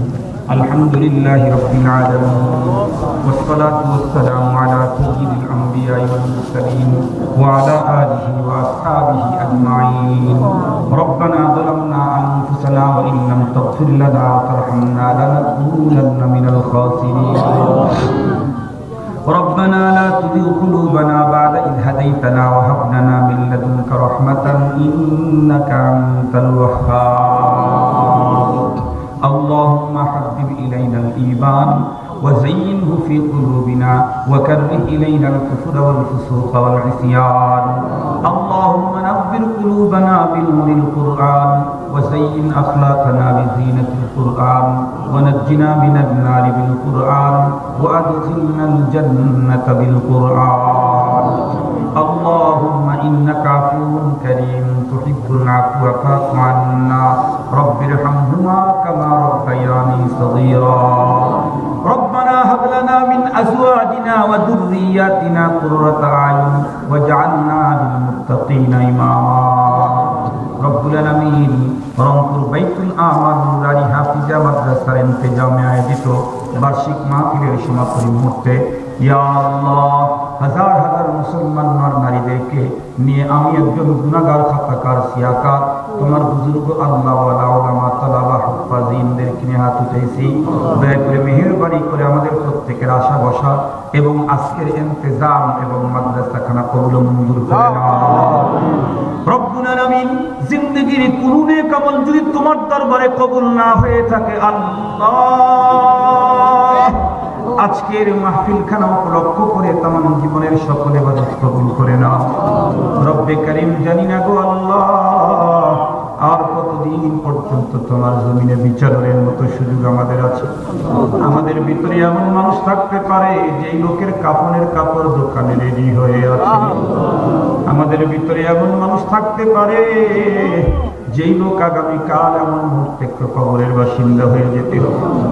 আল্লাহ তাআলা যে পরিমাণে অপরাধ করেছি, ক্ষমা তুমি যদি না দাও, এখনই যদি মরণ হয় জাহান্নামের আগুন ছাড়া বুঝি কোনো উপায় নাই। মাবুদ গো, তোমার কুদরতের পা জড়া ধরে কই গো আল্লাহ, যতক্ষণ পর্যন্ত জীবনের সমুদয় গুনাহ মাফ না হয়, যতক্ষণ পর্যন্ত জান্নাতি বলে বিবেচিত না হয়, ততক্ষণ পর্যন্ত তুমি আমাদের কাউরে অন্ধকার কবরের বাসিন্দা বানাই। ইয়া আল্লাহ, ওই কবরে কেমনে রইব একা একা, যেই কবরের পাশ দিয়ে দিনের বেলায় যাইতে বুক কাঁপে ওঠে। মাবুদ না না না না, আমাদের কাউকে তুমি অন্ধকার কবরে একা একা ছাইরা দিও না গো আল্লাহ। আমাদের কবরের ভিতরে তোমার কোরআনকে বন্ধু বানাবার প্রক্রিয়া দুনিয়া থেকে কমপ্লিট করার তৌফিক দিয়া দাও। আমাদের প্রত্যেকের কবর থেকে তুমি আল্লাহ তোমার পয়গম্বরের রওজায়ে মুবারকের পথ বানায়া দিও। আল্লাহ তাআলা, জানি না গো মাবুদ, কোন মুসলমান ভাই এখানে আছে মা হারানো, কে আছে বাবা হারানো। আমার মতো অনেকেই তো বাবা হারানো সন্তান এখানে আছে। আল্লাহ, বাবার কবরের পাশে দাঁড়ায় আব্বা আব্বা বলে ডাক দিলে আর কোন ডাকের সারা হয় না। ও বাবু, সোনার মুখটারে কেমনে কবরের ভিতরে যাই খাইলা। কবরের ভিতরে তুমি আমার সোনাদেরকে কেমন করে রাখছো বাবু, তুমি ছাড়া কেউ জানে না গো আল্লাহ। তোমার পায়ে ধরে কই, আমাদের আপনজনদেরকে তুমি কবরের ভিতরে মাইরো না, আমাদের আপনজনদেরকে তুমি কবরের ভিতরে মাইরো না গো আল্লাহ। আল্লাহ, আমাদের আপনজন প্রত্যেকের কবরগুলি জান্নাতের বাগান বানায়া দাও। আল্লাহ, যাদের পিতা মাতা দুনিয়াতে বেঁচে আছে তাদের নেক হায়াত বাড়ায়া দাও। আব্বা আম্মার খেদমত করে জান্নাত কামাবার তৌফিক দান করে দাও। আল্লাহ, জানি না গো মাবুদ, তোমার কোন বান্দা বান্দির অন্তরের ভিতরে কোন বৈধ তামান্না আছে, আল্লাহ তুমি কবুল মঞ্জুর করে দাও। আল্লাহ, কে কোন রোগে আক্রান্ত তুমি শিফা দান করে দাও। আয় আল্লাহ তাআলা, কার কোন পেরেশানি আছে তুমি দূর করে দাও। আয় আল্লাহ তাআলা, কে কোন মুসিবতের ভিতরে আছে তুমি মুসিবত হটায়া দাও। আয় আল্লাহ তাআলা, দয়া করে মেহেরবানি করে আমাদেরকে তোমার গোলাম না বানাইয়া কবরে ডাক দিও না। আয় আল্লাহ, তামাম জমিনের মাটির নিচে যত মুমিন মুমিনাত আছে আল্লাহ, তাদেরকে চিরস্থায়ী ক্ষমা করে দাও। এই দুনিয়া থেকে এমন কিছু হতভাগা দুনিয়া ছেড়ে চলে গেছে গো, যাদের জন্য দুহাত তুলে দোয়া করার দুনিয়াতে কেউ নাই। হায় আল্লাহ, আমরা নিজেরা গুনাহগার হয়ে ওই সমস্ত তোমার বান্দাদের পক্ষে তোমার কাছে অ্যাপ্লিকেশন জানাই। আল্লাহ, তাদেরকেও তুমি ক্ষমা করে তাদের কবর জান্নাতের বাগান বানায়া দাও। আল্লাহ, আমি দোয়া করার জন্য ওয়াদা দিয়েছি, বাংলাদেশের এক বিশিষ্ট বুজুর্গ মরহুম শরফুদ্দিন পিসা হুজুর রহমাতুল্লাহি আলাইহি, আল্লাহ তুমি তাকে জান্নাতের আলা মাকাম নসিব করো। আল্লাহ, আমার বন্ধু বান্ধব ভাই বেরাদার অনেক সময় অনেক দোয়া চেয়ে থাকেন, আল্লাহ তাদেরকে তুমি তাদের দোয়া কবুল করো। আল্লাহ, আমার ভাই মুর্শিদ দিলের ভিতরে অনেক বৈধতা মান আছে, অনেক বড় দিনের আশা দিনের উপরে চলতে চায়, আল্লাহ তুমি আহ্বান করে দাও। আল্লাহ তাআলা, এই মাদ্রাসা তুমি কবুল করে নাও। আমাদের অন্তরের ভিতরে তোমার কোরআনের আলো জ্বালায়া দাও গো আল্লাহ। প্রত্যেকটি মুসলমান নারী আর পুরুষকে দিবারাত্রি তোমার কোরআনের তেলাওয়াতের তৌফিক দান করে দাও। আল্লাহ, কোরআনের রাজ কোরআনের সমাজ কায়েম করে দাও। আল্লাহ, আমাদেরকে তোমার কোরআন থেকে দূরে সরাইয়া দিও না আল্লাহ। কোন শয়তান যেন আমাদেরকে তোমার কোরআন থেকে দূরে সরাইতে না পারে আল্লাহ। আল্লাহ, আমাদেরকে আনা আল্লাইলি ওয়ান নাহার কোরআন তেলাওয়াতের তৌফিক দান করে দাও। কোরআনের সকল প্রতিষ্ঠানকে কবুল মঞ্জুর করে দাও। এই প্রতিষ্ঠানের শুভাকাঙ্ক্ষী হিবাকাঙ্ক্ষীদেরকে কবুল মঞ্জুর করে দাও। যাবতীয় হাজত তুমি গায়বী সাহায্যে পূরণ করে দাও। আল্লাহ, তোমার যত বান্দারা কোরআনের পাগল করা হয়ে আসছে আল্লাহ, দুনিয়াতে কেউ যদি কোনো ম্যাডামকে বেশি মহব্বত করে, ম্যাডাম তাদেরকে নির্বাচনের টিকিট দিয়ে দেয়। ইয়া আল্লাহ, তুমি তাকায় দেখো না, এখানে যারা আসছে কেউ কোনো ম্যাডামের পাগল না, সবাই তোমার পাগল। আল্লাহ, তুমি তাদেরকে একটা একটা করে জান্নাতের টিকিট দিয়া দাও। আয় আল্লাহ তাআলা তুমি প্রত্যেককে জান্নাতের জন্য জান্নাতের টিকিটের বাজেট করে দাও। আল্লাহ আমার মা বোনেরা আসতেন, জানি না কাদের কোন ব্যথা বেদনা আছে দূর করে দাও। কার দাম্পত্য জীবনে অশান্তি আছে আল্লাহ তুমি শান্তি দান করো। কারো সন্তানের অবাধ্য আল্লাহ তুমি বাধ্য বানায় দাও। আল্লাহ আমরা প্রত্যেকে মুনাজাতের পরে নিজ গন্তব্যের দিকে রওনা করব, তুমি নিজে সিকিউরিটি দিয়ে সহি সালাম গন্তব্য পর্যন্ত পৌঁছায় দাও। সাল্লাল্লাহু তাআলা আলা খায়রি খালকিহি মুহাম্মাদিন ওয়া আলিহি ওয়া আসহাবিহি আজমাইন। আমিন আমিন আমিন বিরহমাতিকা ইয়া আরহামার রাহিমিন। আসসালামু আলাইকুম ওয়া রাহমাতুল্লাহি ওয়া বারাকাতুহু।